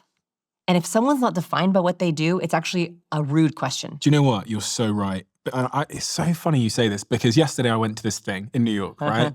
And I was introducing myself to some people, and there was one particular person who I went over to, and we were having a conversation. And halfway through the conversation, I went, so what do you do? And do you know what they replied? They went, this. And I went home thinking about it. Like, I was like, of course, we're fucking at work. Like, what I've done there is I've just belittled what we're doing right now as if it couldn't possibly have been what they do. Right. And I honestly, I got in bed last night thinking about it. I thought, oh God, do you know what it was? I think I was so impressed by them that I was a bit awkward. Yeah. And then that just came out mid-sentence. What do you do? Yeah. Oh, God. Okay, so we're going on a diet. Everyone for the next 30 days, we're going on a diet. No more what do you do. You're going to replace it with working on anything exciting these days or working on anything exciting recently. This is permission connection. You ask someone that question, you are giving them permission. If they want to tell you about what they do, they will. Mm-hmm. If they are not defined by what they do, they'll tell you something better. And that also gives you really good nuggets for the next time you see them when you can say, hey, how was that thing you were working on that was really exciting going? So start with working on anything exciting these days, working on anything exciting right now. Second, what's your biggest goal right now? So if you can, especially as we go into the new year, or in the new year, right, beginning part of the year, I ask this question in December, January, and February. I ask everyone, what's your biggest goal right now? What's your big goal for 2025? When you ask this question, you're going to get one of 2 responses. One, someone shuts you down. Yeah. I don't believe in goals. Not my person. Not my person. I'm a growth-minded person. If someone says that, I'm like, cool, peace. We're not going to get along very well because I have a lot of goals. Or they're going to be like, oh, let me tell you. And they're going to tell you all about goals. That's also a great thing you can follow up on because then when you see them a month later or a week later or a year later, you can be like, hey, how did that go? It's a great interview question. It's a great. I was just thinking that. I should ask people that in the interview because... Trademark. Yeah, because you're right. Someone that can't articulate some kind of goal is probably not my kind of person. Those kind of people that go, actually, those kind of people don't listen to this podcast anyway. Right. They just leave hate comments and fuck up. Like, so. Yeah, exactly. So it's a very, I call those allergy questions. Interesting. It's a way to see, are we going to have an allergic reaction to each other? It creates an allergy. Like I know there's a type of person, it susses them out really quickly, and that's not my kind of person. Mm-hmm. Okay, so working on anything exciting, what's your goal right now? And then this is harder. This is a self-narrative question. Do we want to go deeper for a self-narrative question? Of course we want to go deeper. I'm joking. So if we're getting into self-narrative and you're trying to figure out yourself or someone else's narrative, you want to ask the question. It sounds innocuous, but it's not. What book, movie, or TV character is most like you, and why? It's kind of a silly, dinner party question. It's sort of sounds casual, but the answer to this question is so incredibly important. And here's an example. How someone relates to characters, their values or personality, is how they see themselves. And people's answers will shock you. I'll give you one example. I was friends with someone for 6 years. One of my closest friends. Saw them all the time. Weekends. We went on outings together. We went on weekend trips together. I thought I knew her so well. I was like, I know her. I asked her this question, and I hypothesized, this is all my research for my next book. I was like, I hypothesized she's a mom of 3, super funny, super savvy. I was like, she's going to pick a great TV mom character, that's super savvy and funny. Asked her. She thinks about it for maybe 1 second and goes, Katniss Everdeen's from the Hunger Games. I was like, the one who's fighting for her life? She's like, yeah, that's how I feel every day. And we, for the first time in 6 years, had a conversation about how she feels about her day that was totally different than anything I had ever known. That she feels scared, and lonely, and that she is fighting for survival. And it was the first time that I truly connected with her. I cannot tell you how many times the answer to this question has changed for people in my life. And I'm like, careful which examples to use because I'm worried that they're going to be watching, but has changed my relationship with people in my life based on how they see themselves. Not how I see them, but how they see themselves. It's really interesting because there's so many people listening right now that are now doing that. And they're discovering, maybe for the first time, even how they see themselves. Because it's funny, because when you said that, obviously I did it in my head. And I was like, fuck. Well, now I want to know what it is. If you tell me it's after? Like stereotypically. No, I'll tell you now. I was thinking, it's funny because the first person I thought of was Will Smith because people say I look like him sometimes, right? So Yes. like people when I go to And events you have to stuff. correct someone. If someone says who they look like, you say, oh, no, who you look didn't like, mean values, that. personality. Yeah. But then when I thought about TV characters, I actually thought about Will Smith in The Pursuit of Happiness. And if you think about his journey, he was broke and he was fighting really hard to get out of that situation. And he got out of that situation. So it goes back to the personality type you described at the beginning where like you think you're hero of your own journey, like where you've overcome something and you're, that's kind of, yeah. And do you feel you've found it? Found it. Happiness? Are you at the end of the movie? I'm at the end of the movie. I don't know if you can ever get to the end of the movie. That's why I'm struggling with that question. Because there's...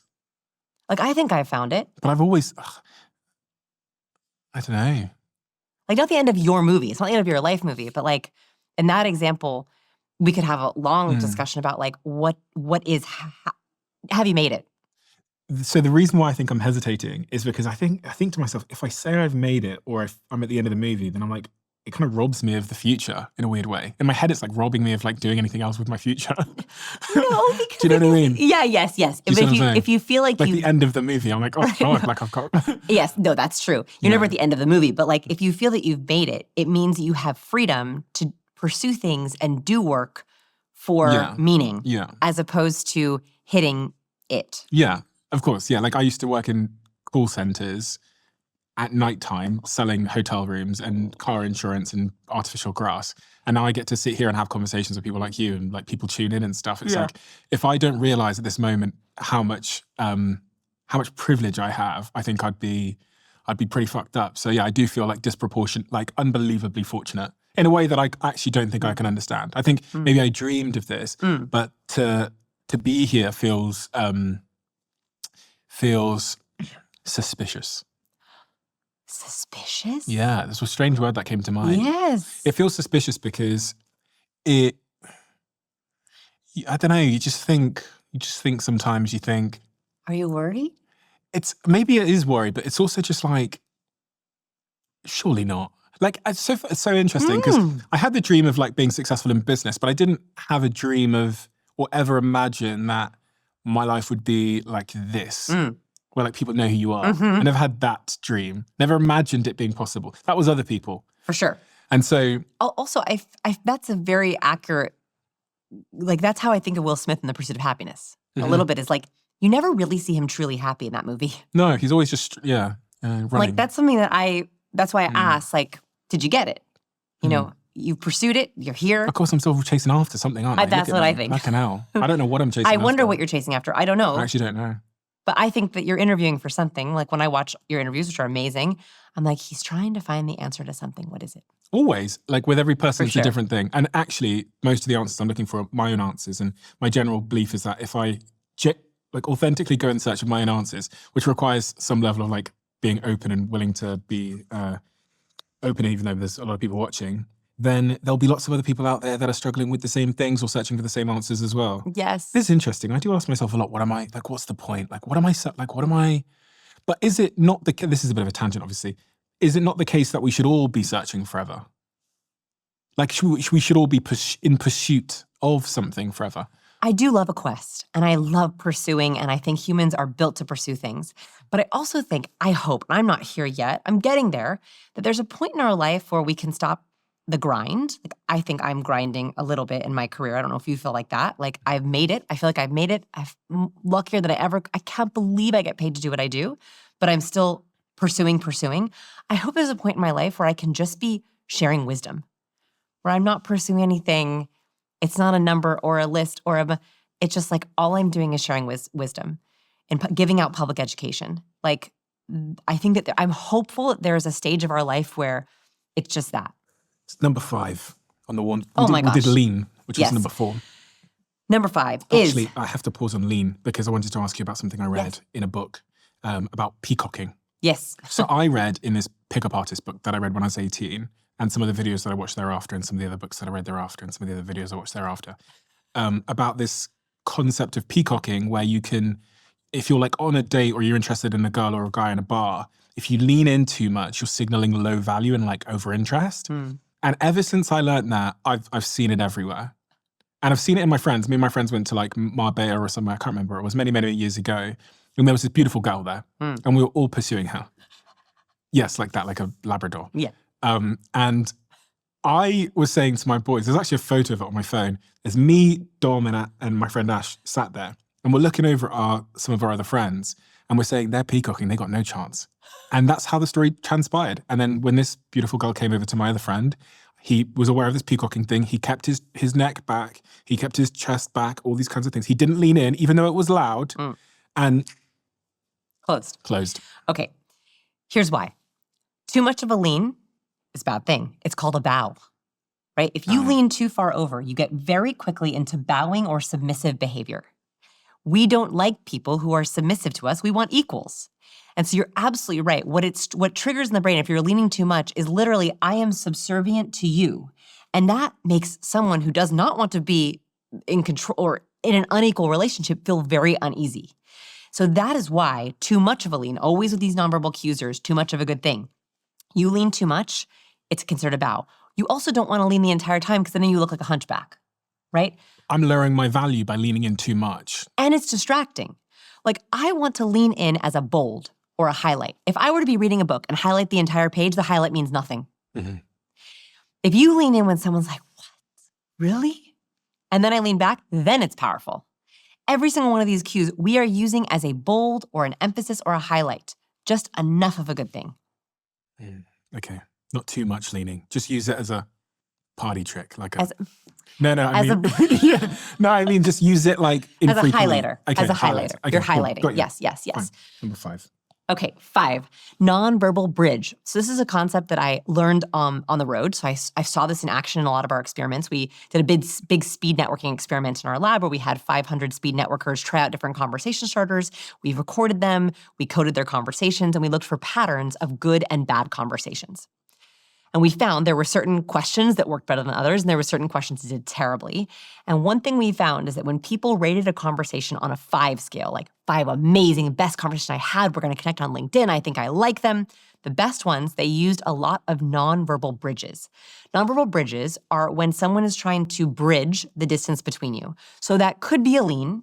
Lean is one of them. But it also could be a reach out. We noticed that in the good conversations, people were trying to physically close the distance between them with hand gestures, with leans, with nods, with foot movement, with drinks.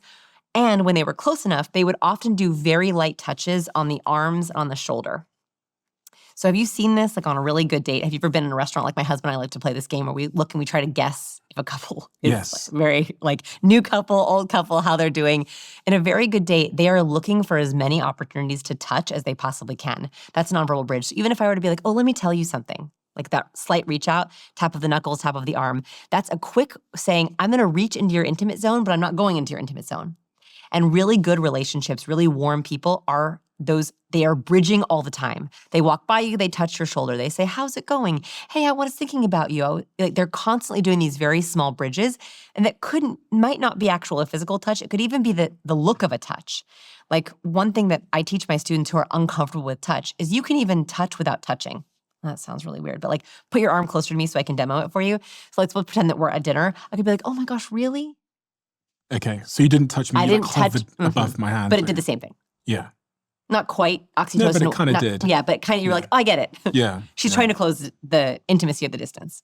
So nonverbal bridges, trying to reach out, reach into someone's space very briefly and come back, trying to lean into someone's space very briefly. This is why giving people things or serving people is such a warm thing. You hand someone a drink, like you come to my office, I offer you hot chocolate, I offer you tacos, I want to break the social scripts, I want to give you something different, and I'm looking for reasons to serve you. You give people tacos at your office? Yeah. I'm in Austin, Texas. Strange. You would like it. You would like it. If you were hungry, I would like you'd be it. like, give me that I taco. would like it, but give me that taco. I don't know if that's office food, but each to their own. So hugging and stuff like that, there's this thing that people talk a lot about, which is awkward hugging. And sometimes you hug someone and you just feel like, oh God, they didn't like that. I didn't like that. That was bad for both of us. Yeah, horrible. Can we address the hug issue? Please. Okay. You need to signal what kind of greeting you want from the moment someone first sees you. You can stop awkward greetings from happening with simple nonverbal cues. Here's what they are. You want a handshake? So good to see you. I want you to be doing this from 10 feet away. So good to see you. Oh, come in with it. Yeah, you're literally signaling to someone, so good to see you, right? This immediately signals their brain, don't try to give me an awkward hug. Don't side hug me, don't hug me, we're handshaking. It is a very clear way to be like, it's called blading. So we angle our body a little bit forward and we put one hand out. You know I'm coming in for a handshake. If you want a hug and you're a hugger, it's so good to see you, it's so good to see you. Okay, arms out. Arms out, and that's also gonna prevent the awkward side hug. The worst thing you can do is like this. Which is a kind of but one arm up. People are like, "Who? Do I shake it? Do I side hug? Are we gonna hug? Are we gonna high five? Are we gonna fist bump? If you want a fist bump, you're coming in with a fist bump from Should very I be far a away. hugger? Because I don't. Or is it context dependent? I do not like hugging people when I first meet them. I was pitching a TV show about recovering awkward people at a very big network, and I walk into the pitch room, and at that point, I was a hugger. Or I thought I should hug because that was one of the things in LA. LA people are huggers and cheek kissers a lot. And so I was like, I walk into the room and I say, oh, it's so nice to meet you. I'm a hugger. Oh, yeah. And the exec goes, I'm not. Oh. Just cringe. Oh, God.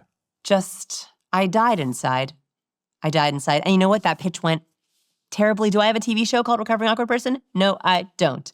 That's because I think I hugged him. And I went forward with it. Too much warmth. Too much warmth. Not enough competence. And so I will never do that again. So now I never, ever say I'm a hugger, and I always offer my hand. Now, if someone says to me, oh, but I'm a hugger, and they wave my hand away, no problem. No problem. That's interesting. If we take that back to the charisma framework of warmth and competence, it is signaling a little bit too much. A lot of warmth. It's a lot of warmth. And I know a lot about a person when they tell me, I'm a hugger. What do you know? Go on, High say warmth. it. High warmth, probably a people pleaser, overeager, really want to connect, probably feel lonely, a little bit afraid, and I want to make them feel as liked as possible. Gosh, that's a lot just from that one sentence. I've hugged a lot of people. No, it is. Also, I have amazing students. We have millions of views on our YouTube channel, and they feel like they know me. And so if they want to hug me, I'm totally okay with it. Because I've been in their bed, I've been in their living room, I've been in their kitchen TV, on their phone. I've shared my stories with them, and I understand why they want to hug me because we feel like friends. And that actually is a compliment. And you like it? I do like it. Like when a student says, oh my gosh, I love you, I love Captivate. I'm like, come here. It feels like a friend. So on the hugging point then as well, is there a great way to hug someone? I mean, yeah. How is that? Have you been told you're a good hugger? Because then you might not be. I've tried to work on it. So I think I am now. Okay. I actually have been told I am.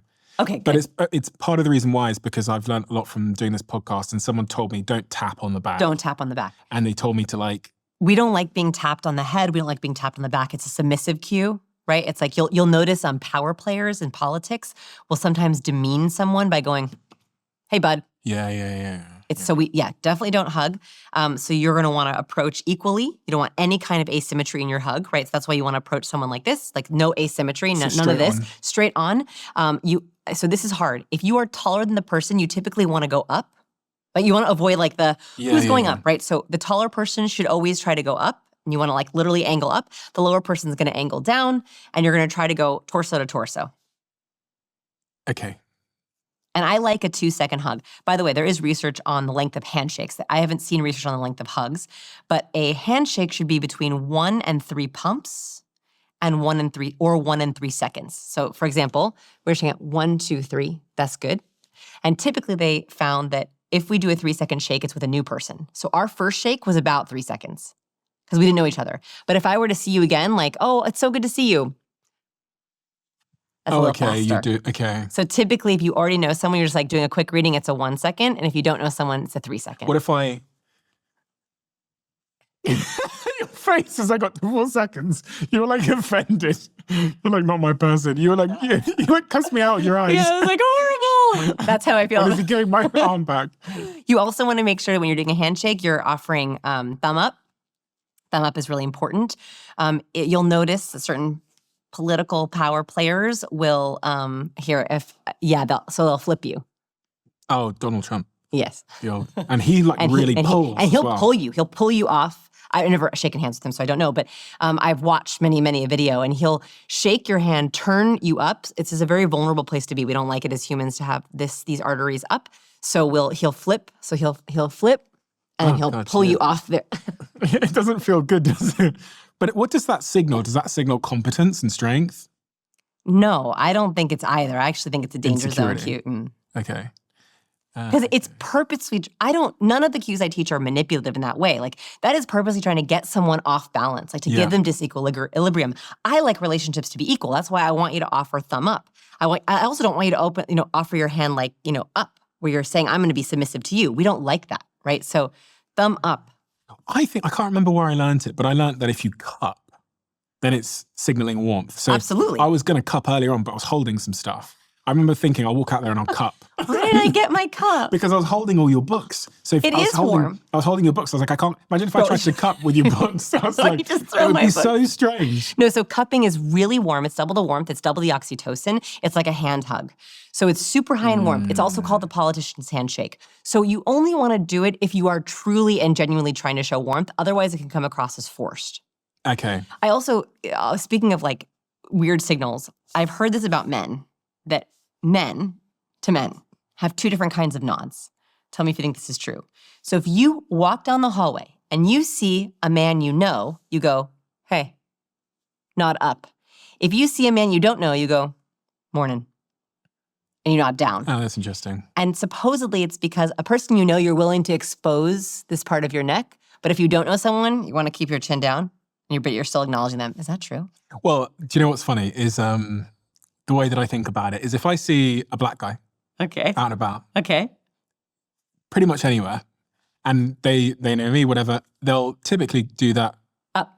There's something about, I don't know if I'm just making this up, but there's something about like being part of, I can see them from across the room, have no idea who they are, and in group. It's like I see you. Me and you are and I trust boys. You. It's a way of being like, I'm willing to expose this. I trust you. Oh, okay.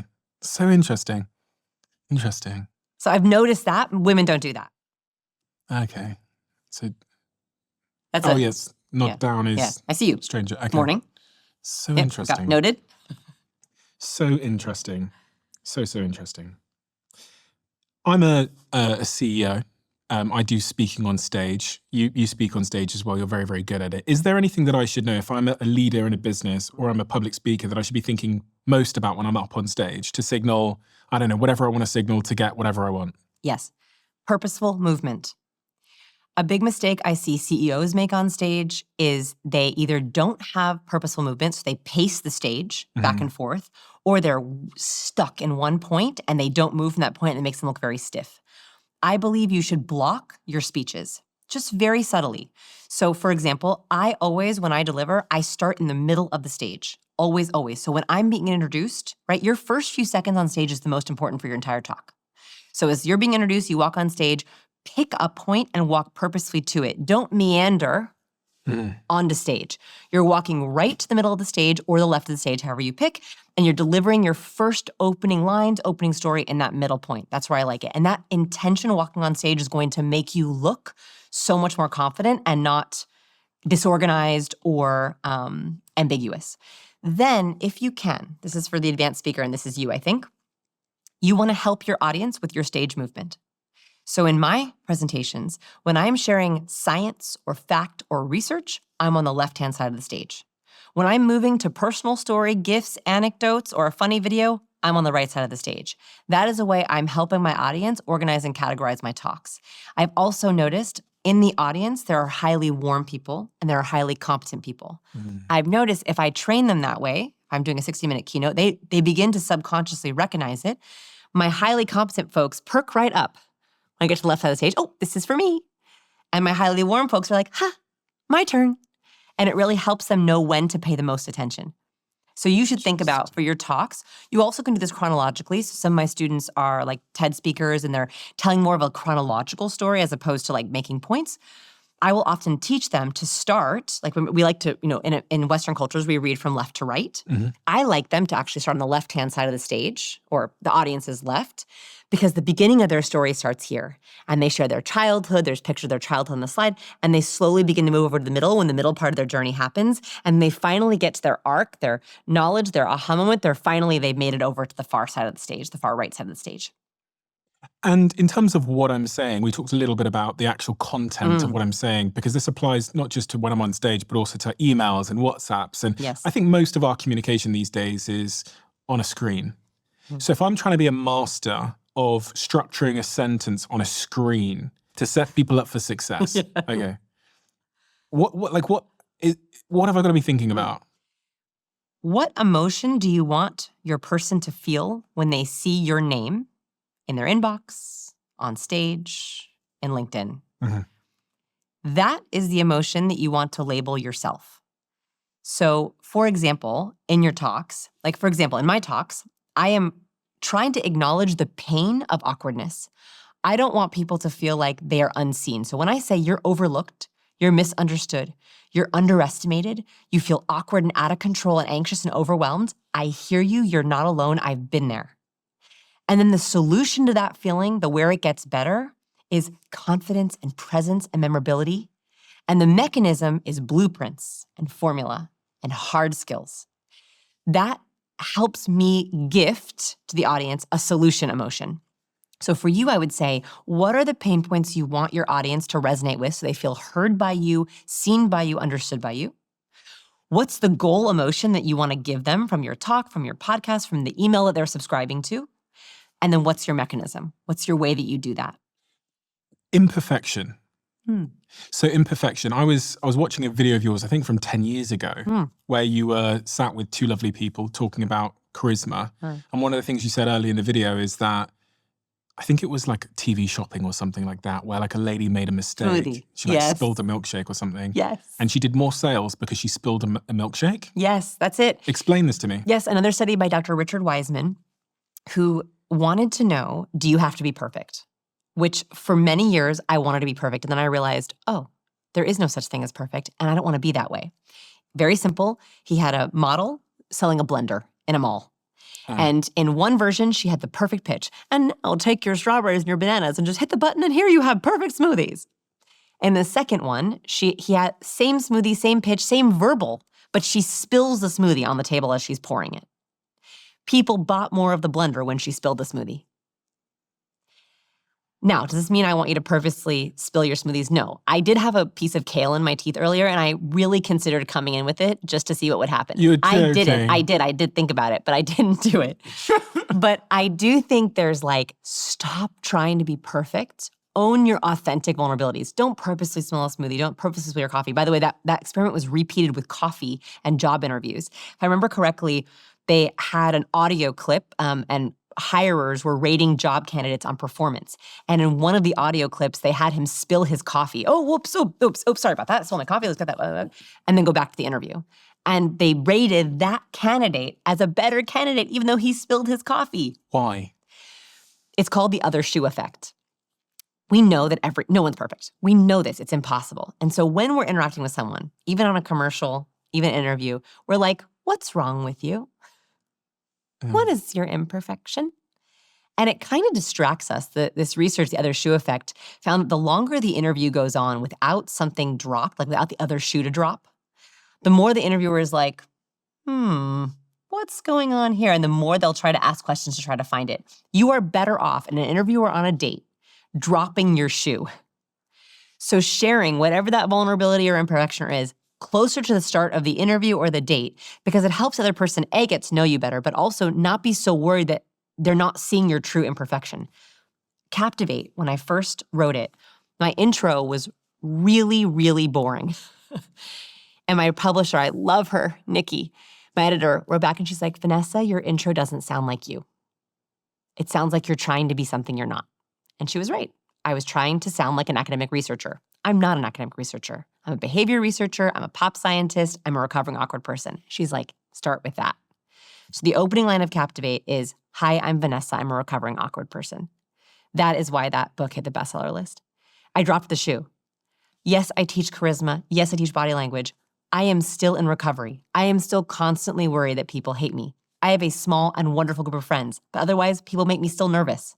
I know how to deal with it. I know how to make conversation, but I want you to know there's still awkwardness here. No matter how many of these you learn, you're probably still going to face awkwardness and overwhelm, but at least it will be a little bit easier. So I think it's really important that we plan to share our imperfections and not try to hide it.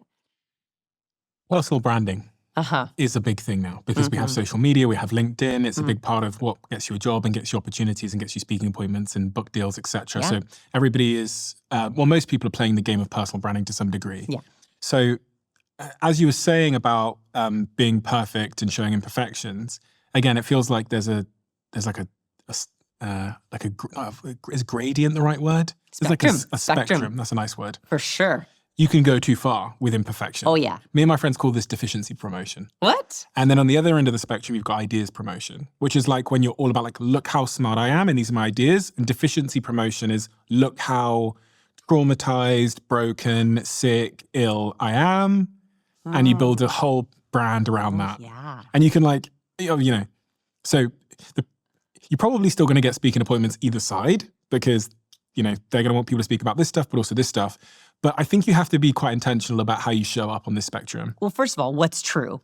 Right? Like the very first question is like, don't purposely spill the smoothie. But you know what's interesting is when you build a brand, it becomes self-reinforcing. So I see people on both sides of the spectrum. Maybe they started in the middle and then they got likes and followers and they that are had like, to get toxic. Go further. Like, what else is wrong with you? That's why we love you. You're so broken. Totally. I think that there are people who are locked into being broken and being messy and people don't want to see them triumph. However, I think it is important to show people if you are very broken and in a bad point and a bad stage in your life, like show it and then show them how you're a hero out of it. That can inspire other heroes. I agree. But is there such a thing as spending too long in either camp?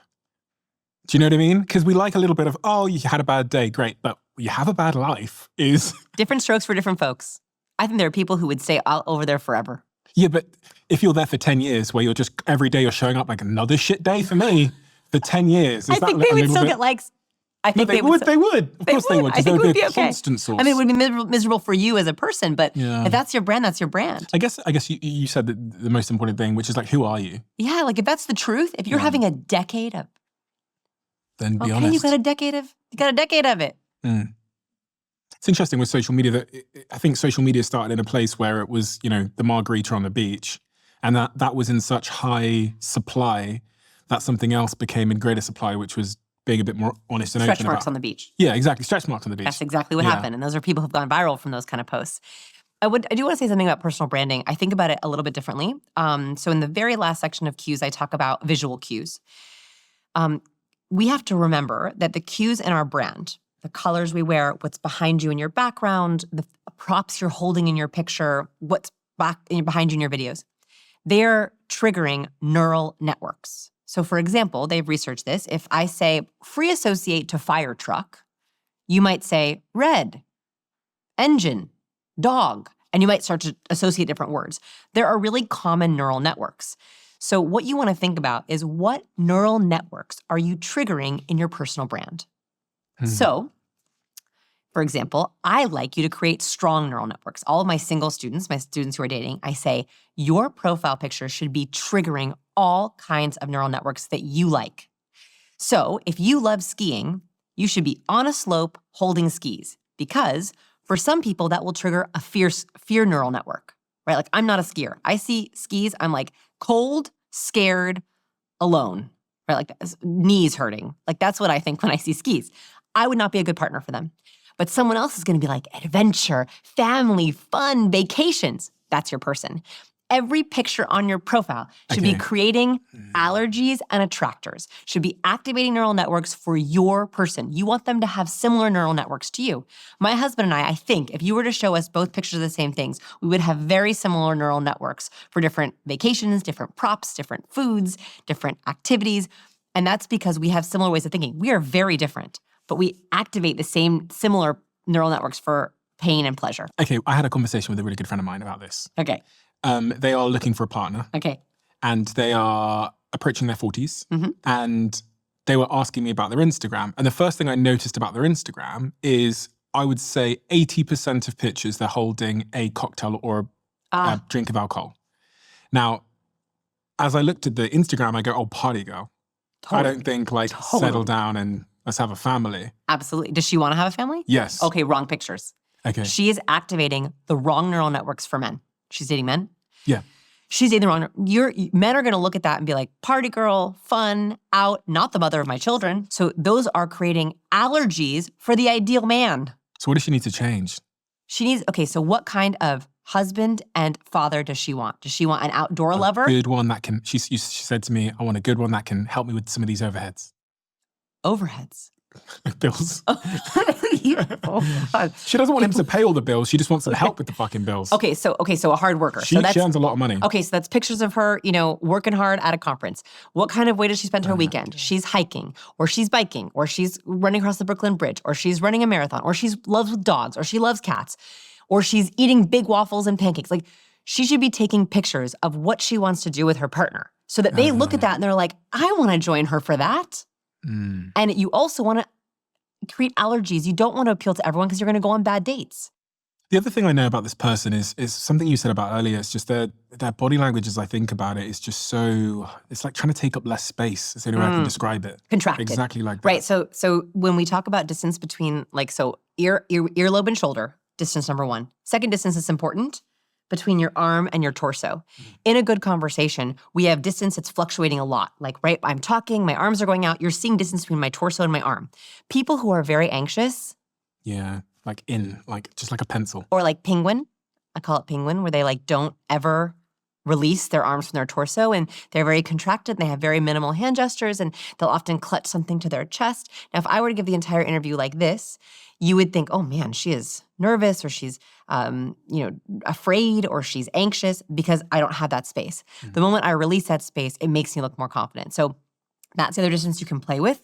Hand gestures really help with that. Hand gestures help with space, with vocal variety, with comprehension. That's why I like them so much. So if I'm trying to get her a husband, I'd like to. We've been friends for a long time, almost a decade, and I have sat in the passenger seat of her life and tried to be a supportive friend in any way. But if I tried to give her advice in terms of cues and body language and sentences on how to get a partner, where do we start? Okay, so one, let's get her some pictures that are going to attract the right person and create allergies for the wrong person. Okay. 2, her main profile pictures should be showing warm and competent body language. Yeah. Authentic smile, maybe a head tilt, maybe you have a hand gesture, maybe that's too much warmth. I want to see a lot of space between your earlobe and your shoulder. Make sure it's a symmetrical smile. Make sure we're not contempt. Make sure we're not accidentally fear smiling, right? Okay. So the profile picture is number one most important. Yes. Okay. It's a lot, but okay. Oh, yeah.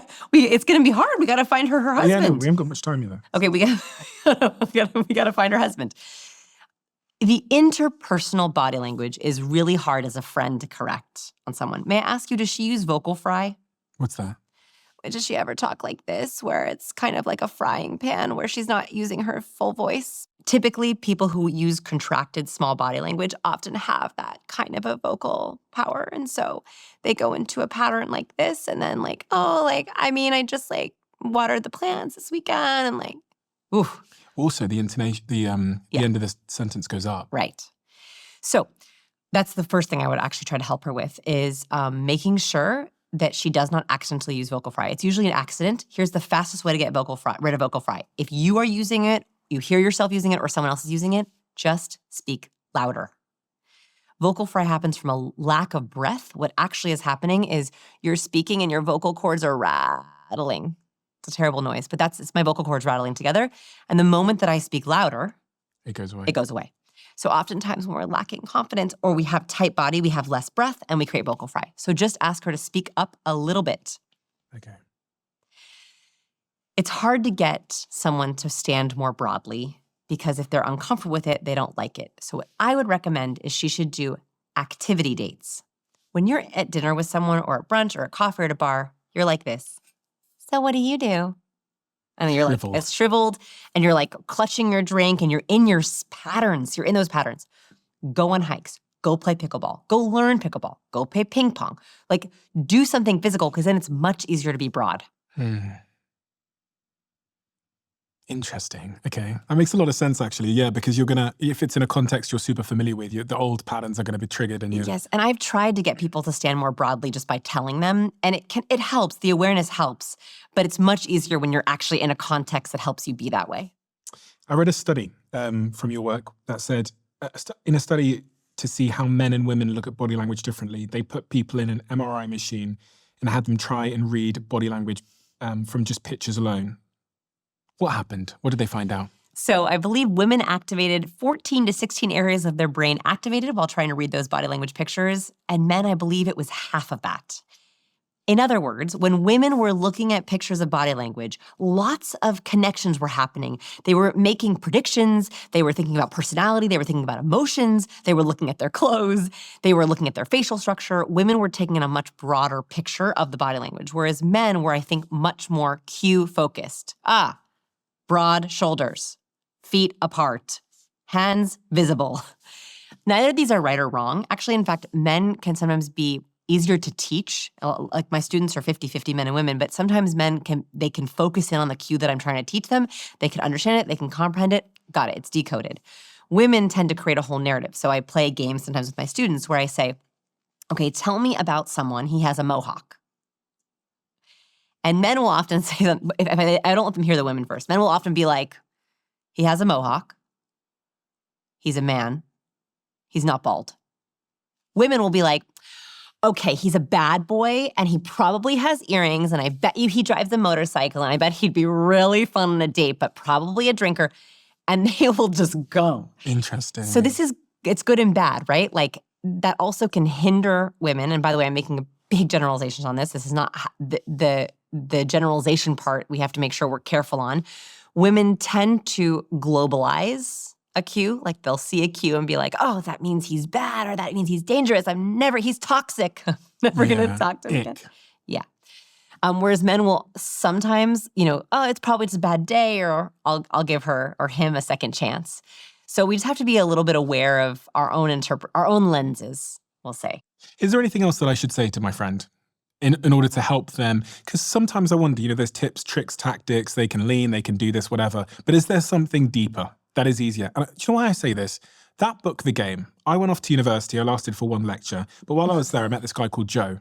My friend, I won't say his second name because people will identify him, but I met my friend Joe. And I said to Joe, listen, my friend, I said, this book, The Game, really useful, taught me a lot about interpersonal dynamics, you should read it. Gave the book to him, he read it. We went out to the club that day, he fucked it up. Like, he went out there, he started negging people, insulting people, whatever. Negging. And I just thought, God, you just can't teach it.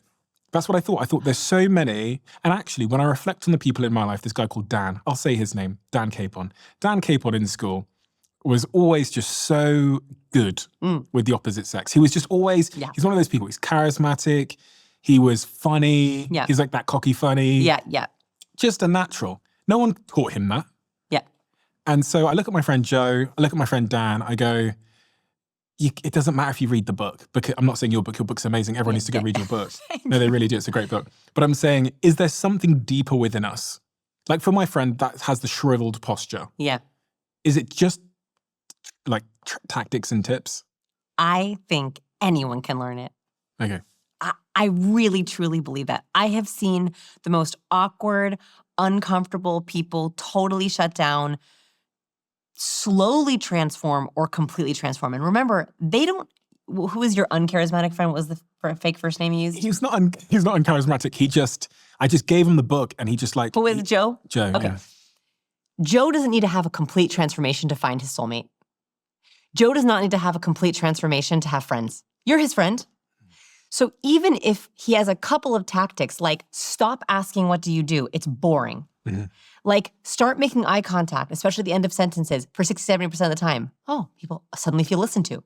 Hey, ask better questions to your friends. You'll get to know them better. Those tactics will get him friendships, hopefully a girlfriend, hopefully a job. So I think that everyone can make small or big changes. I don't think there's anyone who's unteachable. Do you think there's a relationship between these tactics and tips and your actual confidence? I.e., does it become like a self-reinforcing? Yes, so much so. Like, that is the only way I found confidence. The only way that I was able to conquer my awkwardness and actually begin to go out and try to make friends and be less lonely. I mean, I was so lonely, was that I was like, okay, I have a goal. I'm gonna ask someone, what have you been doing that's been exciting recently? I'm gonna ask that question. That gave me just enough confidence to get out the door and to get to that party. And then when I got a good answer, someone's like, oh yeah, I am working on something exciting. I was like, oh. And then they felt excited, I felt excited. And so like that one tool gave me enough confidence to go out. So these tools give you confidence to try something new and to break your pattern. If you feel stuck, and this is for anyone, if you feel stuck, then you have to try something different. If you keep doing the same thing, you're gonna keep getting the same thing. So that means you have to ask different kinds of questions. You have to use different kind of body language cues. And if you're willing to try just something different, something will change for you. Are these cues, this body language, more important for one gender typically than the other? Not that Or I've seen. is it The research has important not for found both? that. Good for both. And in terms of attraction, what is, do you think, the most important thing? Is it competent? Is it strong? Is it? Okay, so this is research. So I believe it was Monica Moore who did this research. She found that the people who got approached the most at clubs, the people who got approached the most, had the biggest signal of availability. So they weren't the most attractive men and women. She did this for both men and women. They were not the most attractive men and women. In fact, the most attractive women in the room, if they had closed off body language, they were not approached, they did not get dates, they did not get out their number.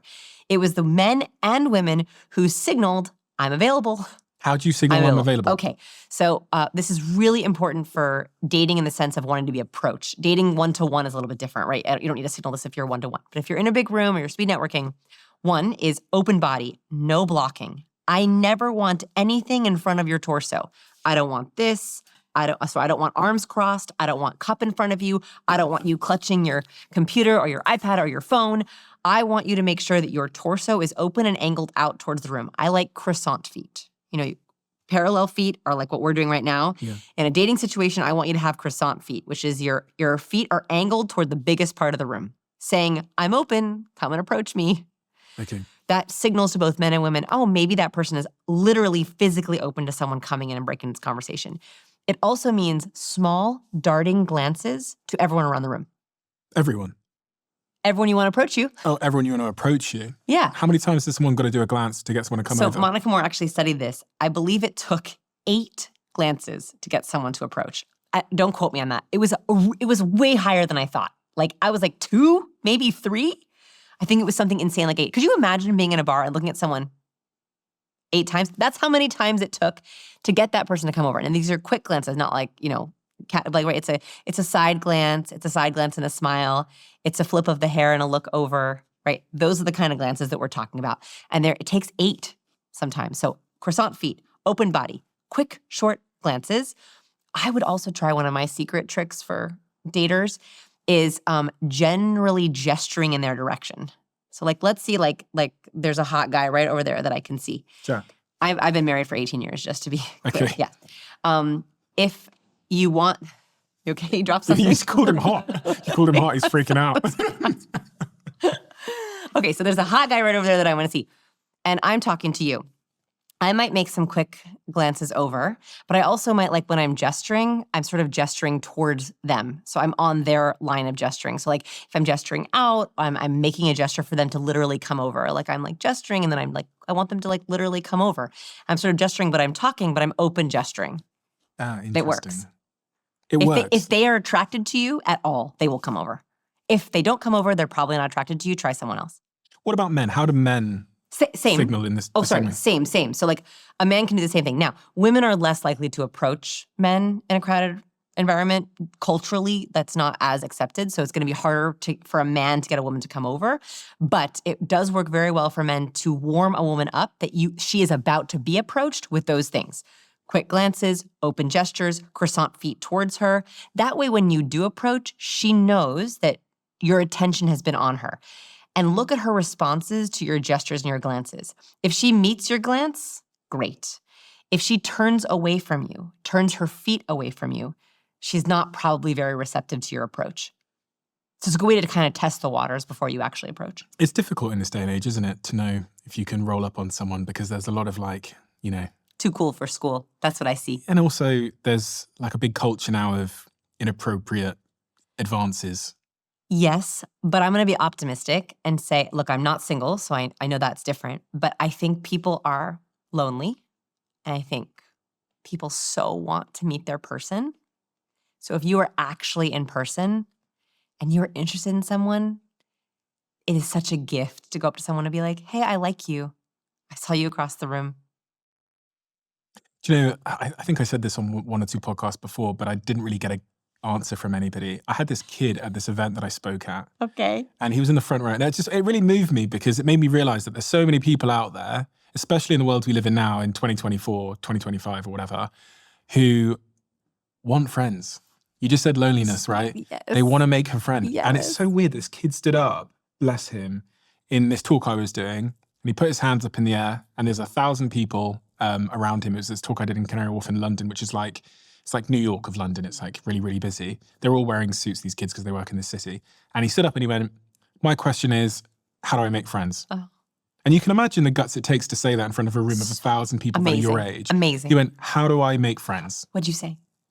What, do you have any want friends? Do I have any friends? I have a couple, not many. Yeah. But it's funny, because what I actually said, it took me off guard. But what I ended up saying was, what you just did is how you make friends. You know what I'm saying? So like that willingness to be vulnerable in that way. Because I said, I know what's going to happen after I finish on stage here and walk off. People are going to come up to you. Yeah. Yeah. Okay, so I have a framework for how to make friends as adults. Okay. I think it's really important. I think it's somehow unacceptable in our society to approach friendship like dating, but that's how we should think about it. Is meeting 2 or 3 amazing people is so important for your health, for your happiness, for your success. It is so important to date your friends. Like, that is incredibly important. One of my best friends is Cody Sanchez, because she is incredibly inspiring, incredibly smart, incredibly funny. But I dated a lot of people in Austin, a lot of girls in Austin to find her. Mm-hmm. I know she did too. It was my Bachelorette for Friends era, where I was looking for girlfriends. Mm-hmm. And we just like hit it off, and like we've been able to grow our businesses together. So one is, you should change your mindset. Finding friends is like dating. You are looking for your friend's soulmate. And then you should approach those friends just like you would a potential partner. You want someone with similar values. You want someone who activates the same neural networks as you. They like the same activities. And you want someone who you test it out. You would never move in with a friend or never move with someone who just started dating. Same thing with a friend. You don't want to get too close too fast. So I highly recommend go on friendship dates, and you want them to be different every time. Take them to places that you love and try to make them a little bit allergic. So for example, there's a place, this is gonna sound crazy, but it works. So there's a place in Austin called Casa de Luz, if anyone's been there in Austin, and it's a vegan hippie spot. It's been there forever. And you go in and it's one meal, you can't customize it, and they plop it down on your tray and you eat it like a cafeteria food. And I love it. And I love taking really high maintenance women there just to see what they're gonna do. Because the women who are like, can I please get a not a I'm like, we're not gonna be friends. We cannot be friends. You don't like those people? Nope. That modify That's why I left LA. Mm-mm. I mean, you can modify a little bit, but like there's a way that you kind of do it. And here you can't. You literally cannot modify. And so it's interesting to see how people deal with that circumstance. And I found my best, closest friends are like, cool, let's go with it. Like that's a way that I see very into their personality. That's like a very weird story. People are gonna be like, she's so weird. No wonder she doesn't have any friends. True, I don't have a lot of friends, but the friends I love. We go to Casa de Luz all the time. So you should think about activities or places with your friends where you're gonna be able to test out a value or something that you really appreciate in friends. What if you don't have friends? I'm thinking about this kid, like, and especially if you're a man, because men just struggle more. It actually feels awkward sometimes when. I make dates for my husband. I have to make friend dates for my husband as well. No, I totally get it. I see it. Activities.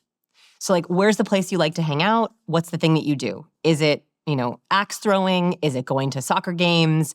Is it crazy mileage runs? Is it hiking group? Is it pickleball? Like, find the activity you love and then just slowly, just like we're talking about dating, slowly hit them up. Work on anything exciting these days?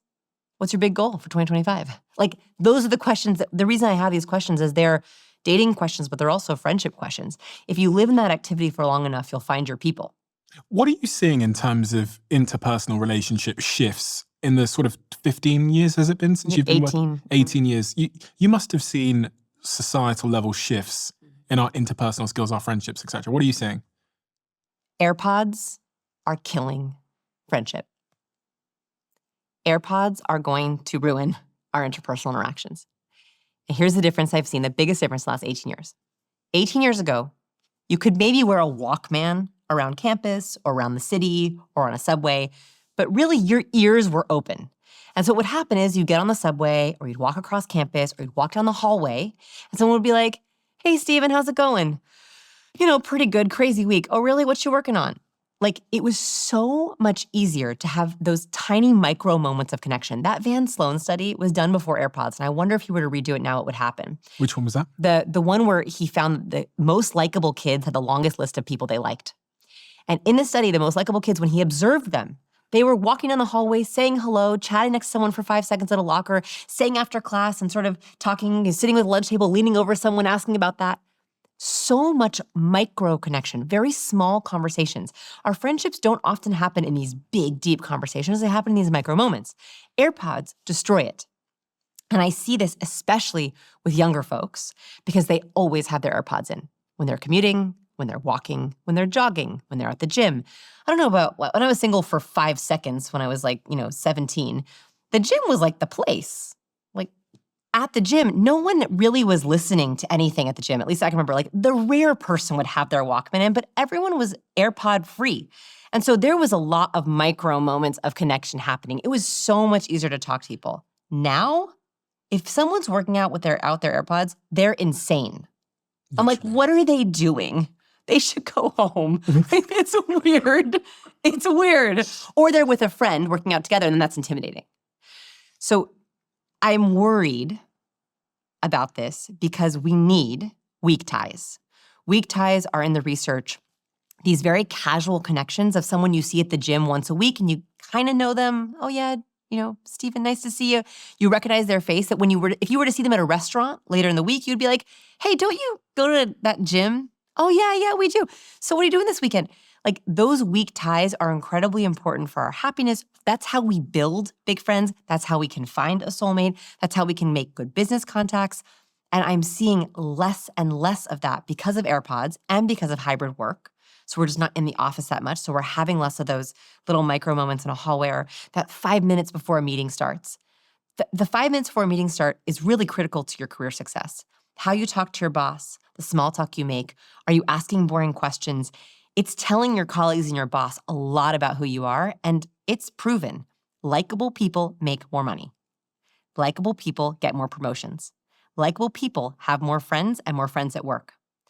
And so when we have less moments to show how likable we are, it's really hard to get those things. At my company Flight Studio, which is part of my bigger company Flight Group, we're constantly looking for ways to build deeper connections with our audiences.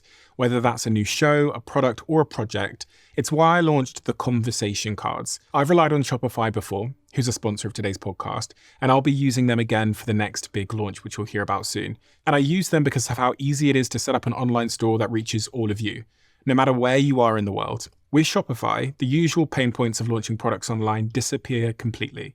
No matter the size of your business, Shopify has everything you need to make your business go to the next level and better connect with your customers all over the world. To say thank you to all of you for listening to my show, we're giving you a trial, which is just $1 a month.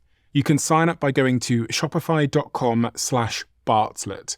That's shopify.com/Bartlett, or find the link in the description below. If you're an entrepreneur, you're probably going to want to listen to this. It's a message from one of our sponsors on this podcast, which is LinkedIn. If you've listened to me on this podcast for a while now, you'll know that I've been on a bit of an evolution as a business owner and entrepreneur. And one of those evolutions that has become clearer and clearer as I've matured is that the single most important thing in building a business, in building a company, is hiring. The definition of the word company is actually group of people. And that is the first responsibility and job that any entrepreneur has and should focus on. But surprisingly, most don't.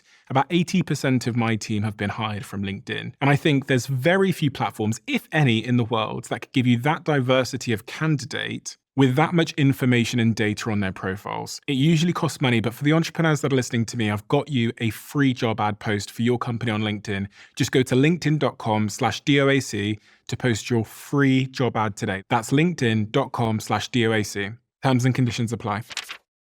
What about lying? This is one of the most things people are most interested in, is everyone wants to spot a liar. It's funny because like the rest of our conversation, one could infer that as how to like be a liar. I'm joking. I'm not saying.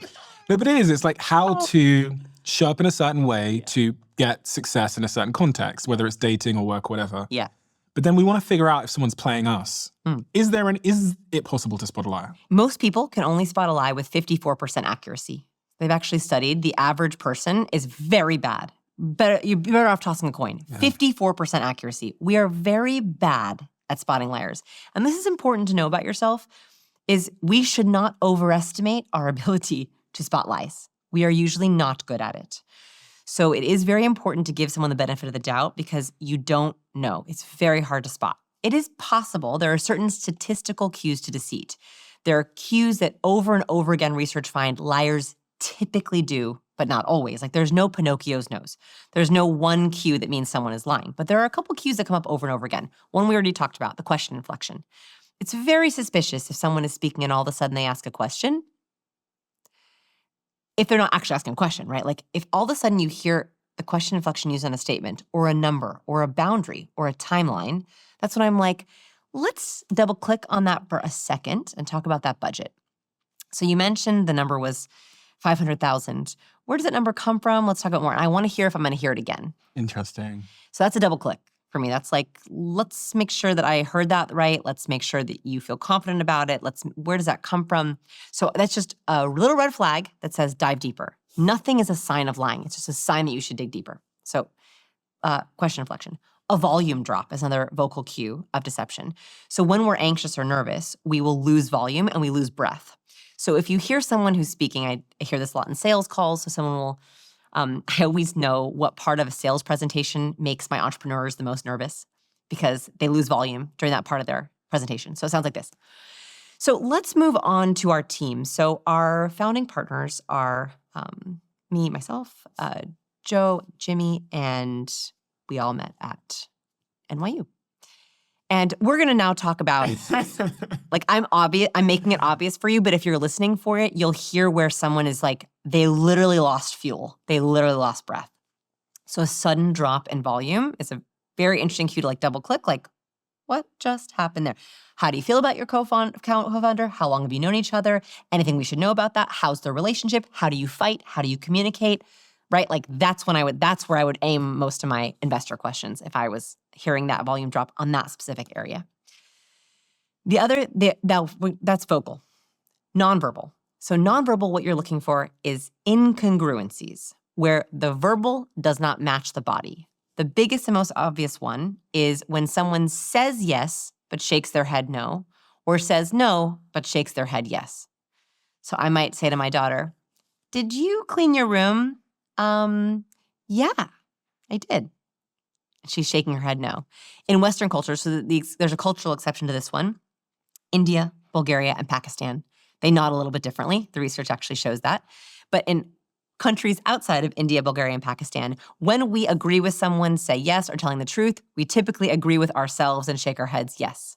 When we don't agree or don't like something, we'll often shake our heads no. We can sometimes also do this in disbelief, like, wow, I cannot believe that just happened. So I'm always looking for incongruent nods. This happens a lot if you ask someone, do you like the new girl? Yeah, she's great. Right? You see that 100%, yeah. all the time. And people, they don't realize they're doing it, but they're shaking their head no. They do not like that person. You'll also see this with mismatched facial expressions. And the biggest one for liars, the research finds, is disgust. So disgust is an expression that people make without even realizing it. And this is across cultures. When we don't like something or when we smell something bad, we crinkle our nose up and we flash the upper whites of our teeth and we go, ugh, that. So you'll notice that liars typically feel dirty when they lie. So oftentimes they'll show disgust with themselves for lying. So you'll ask someone, so what do you think of the proposal? Yeah, It's really good. And they might even sniff. Really? Yeah. What's a sniff? Um, What does it signal? Oh, it's a disgust activator. Like when we are disgusted, our nasal cavities want to close because we want to take in less of it. And so even though it's not about food, it's about a preference. Liars will often show a little bit of disgust when they are lying because they are like a little bit disgusted with themselves. And so you'll see this activation here. By the way, no one does that naturally. Like, right, this is a very unnatural way to hold my face, but we do it when we feel disgusted. It's the nasal cavities. When we nasal dilate, our nasal wings dilate, that's what it's called. Like these nasal wings dilate and we begin to scrunch them up. It's like don't like what we're seeing, smelling, hearing. So what I will do is I will share a proposal to someone. I will talk about something and I watch for any disgust. So I'll say, here's the plan for 2025. Here's what we're going to do. And if I see I know that team member or that person is like not that into it. And that's when I double click. Any questions? How do you feel? Stephen, do you like this idea? Yeah, I love it. Yeah, no. Horrible. Horrible. You look like you're about to throw up, by the way. I heard you say that the most toxic relationships are the ambivalent relationships. Oh. The word ambivalent means, what does it mean? Okay, so ambivalent is actually not toxic. So toxic is like, we know it's bad, we don't want it, we're creating boundaries around it. Ambivalent means we're not sure. Ambivalent relationships are the relationships in your life that are the most damaging. They're the relationships where you wonder, does she like me? Do I like her? Ugh, I wish she would cancel this dinner we have. Am I tired after that? I'm dreading it. Do I have to go? Gosh, I wish I was home. Those are ambivalent relationships where you're not sure. And they are so energetically draining. Because a toxic person, they're toxic. You're like, I don't like that person. They're not serving me. I'm not going out to dinner. I'm going home. No thanks. Not going to text you. Not going to tell you I'm thinking about you. Where an ambivalent person, you're like, I should check in with that person. I really should go to this dinner. Oh, it's been 5 months since I've gone to dinner. Oh man, do I even know what they're up to these days? Do I even care? And then most importantly, do they like me? Do they support me? That's why I asked about that friend that you were like unsure about. I was like, are they jealous? Do they have a problem with you? Because you might be picking up on they are ambivalent towards you. And you're picking up on that. There's a research study that was done with police officers, and they wanted to know what makes for a thriving workplace.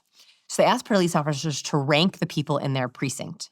And they found that the police officers who had the most ambivalent ties were more unhappy in their job, had less work-life balance, had more workplace stress, more than the people who had toxic relationships. In other words, the police officers who said all 10 of those people are toxic were happier at work than the police officers who said, I don't know if I like that person and that person. I don't know if that person likes me. I don't know if I want to go out to lunch with that person again. I kind of would rather be alone because it is so mentally draining to have ambivalent relationships. So it's really important if you're making that list of people, going back to the very beginning, the people you're really close, not very close with, kind of close with, really close with. If you're not sure, put them at the bottom. And in the next 30 days, try to ask them the questions that we shared. Working on anything exciting? What's your biggest goal right now? And see if you like their answers. It's important to either move them up or move them out. Don't let them be ambivalent.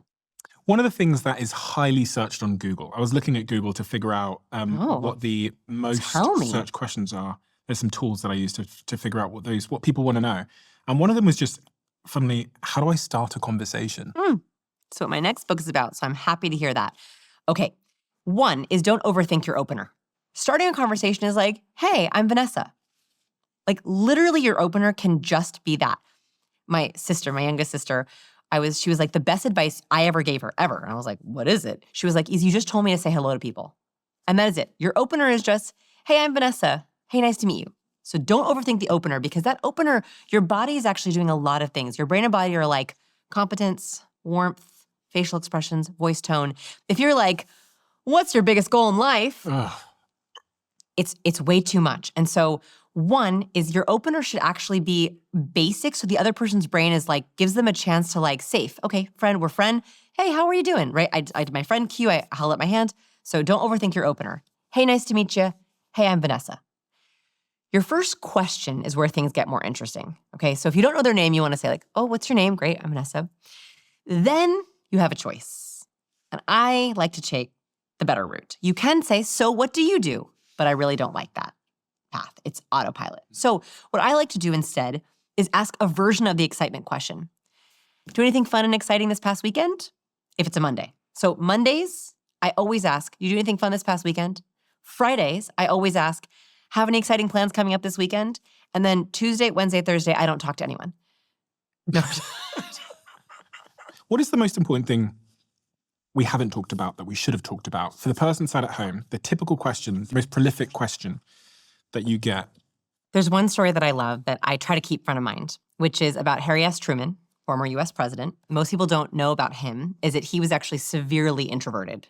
And when most people think about US presidents, they do not think about introverts. In fact, most presidents have to be kind of a booming extrovert personality, and he was very introverted. And he did something very interesting at the Democratic National Convention back in, I believe, 1944. He knew he was not a good public speaker, which also is very rare for a US president to become president without being a good public speaker. He knew he could not cut it on stage with the very charismatic people, and he was behind. In the polls, he was not the preferred candidate. So he was like, I'm not going to compete on stage. I'm not going to try to outspeak them. I'm not going to try to go work the floor and shake hands. It's not my way. What I am going to do is try to find a way to do what I'm best at, which is one-on-one conversations where I can win people over with an argument. So in the Democratic National Convention, it was really hot. It was in Chicago in the middle of summer.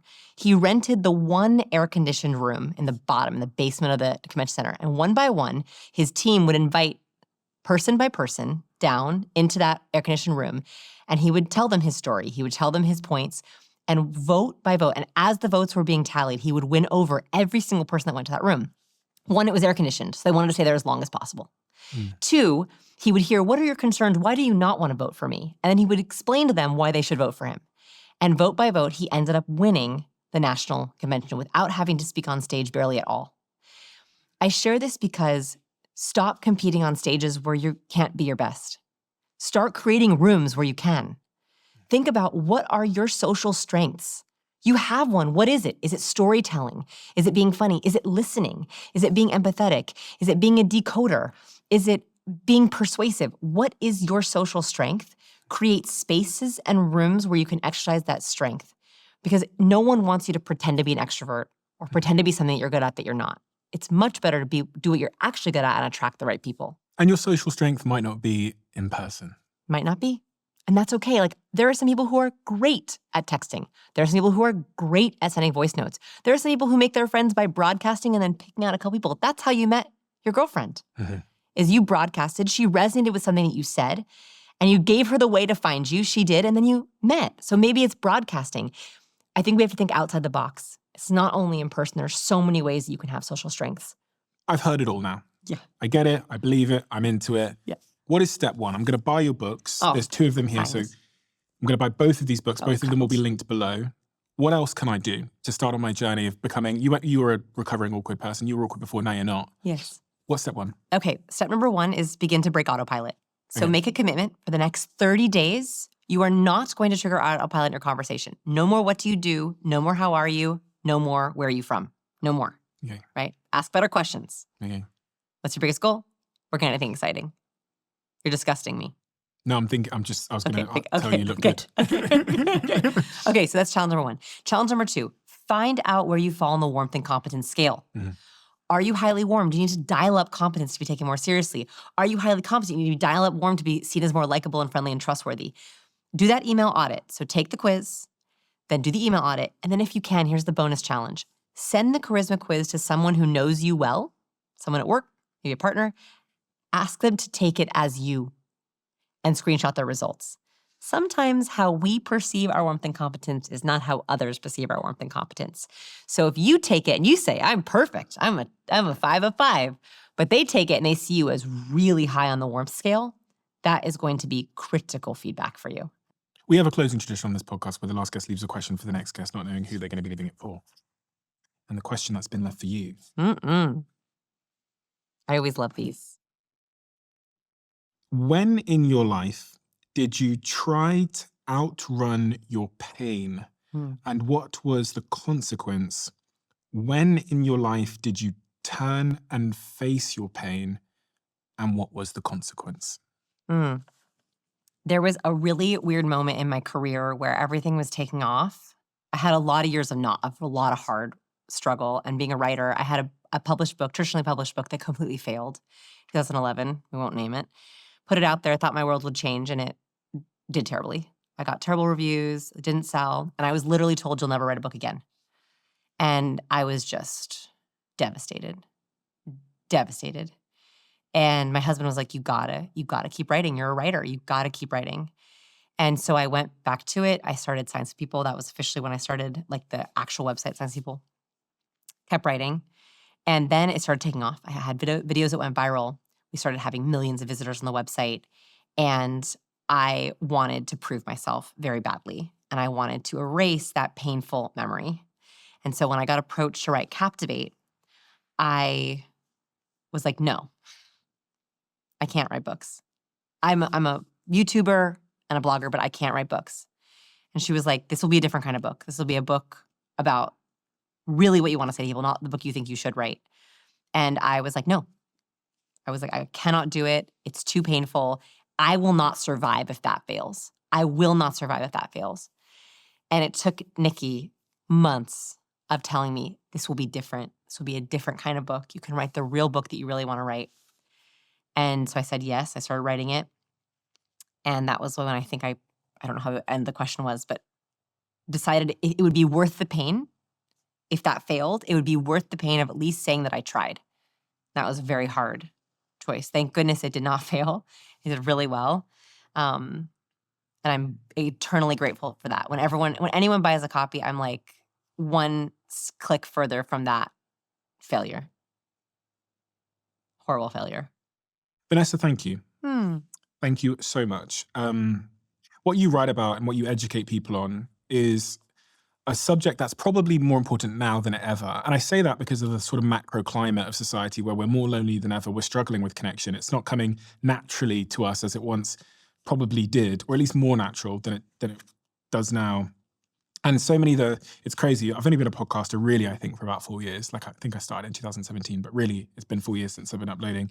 And it's crazy just in that time alone, how many more of the questions I'm getting are about all the things you write about. They're about like how to make a friend and how to show up in a certain way and all these kinds of things. So the work you're doing is so unbelievably important. There's so much more that needs to be done as well. But the contribution you've had to the 400,000 people that you've taught and the millions of people that have bought these books and consumed your videos and everything is a really, really important one. Thanks. So thank you. It's so funny because even me, like people see me on camera and stuff, but I learned so much from your work. So much. Thank you. So much. So many things as well that I think a lot about, and things you can take or leave. You've got to say like, who do I want to be and like, who am I? Truly to then apply these things because there's no point, like I just have no interest in building a facade or anything, but there's things about me where I go, fucking hell, I didn't even know I was doing that, Yeah. And like, what kind of friend do I want to be? What kind of partner do I want to be? What kind of way do I want to be in conversation? Like you get to choose. Thank you, Vanessa. Thanks for having me. Thank you. When it comes to food, I trust my gut and I trust Zoe, a business I'm an investor in and today's sponsor of this podcast. All the nutritionists I've spoken to have highlighted just how misleading information is out there when it comes to food. Take Healthy Halos. The claims you see on packaging that say things like low sugar and nothing artificial are often a sign of foods to avoid. Have you ever noticed a health claim on fresh fruit? You probably get my point. Understandably, there's loads of distrust out there. Who should you turn to for accurate information? I use Zoe, which is backed by one of the world's largest microbiome databases and most scientifically advanced at-home gut health tests. Zoe gives you proven science whenever you need it. As a Zoe member, you'll get an at-home test kit and personalized nutrition program to help you make smarter food choices that support your gut. To sign up, visit zoe.com and use my code Stephen10 for 10% off your membership. That's zoe.com, code Stephen10. Trust your gut, trust Zoe.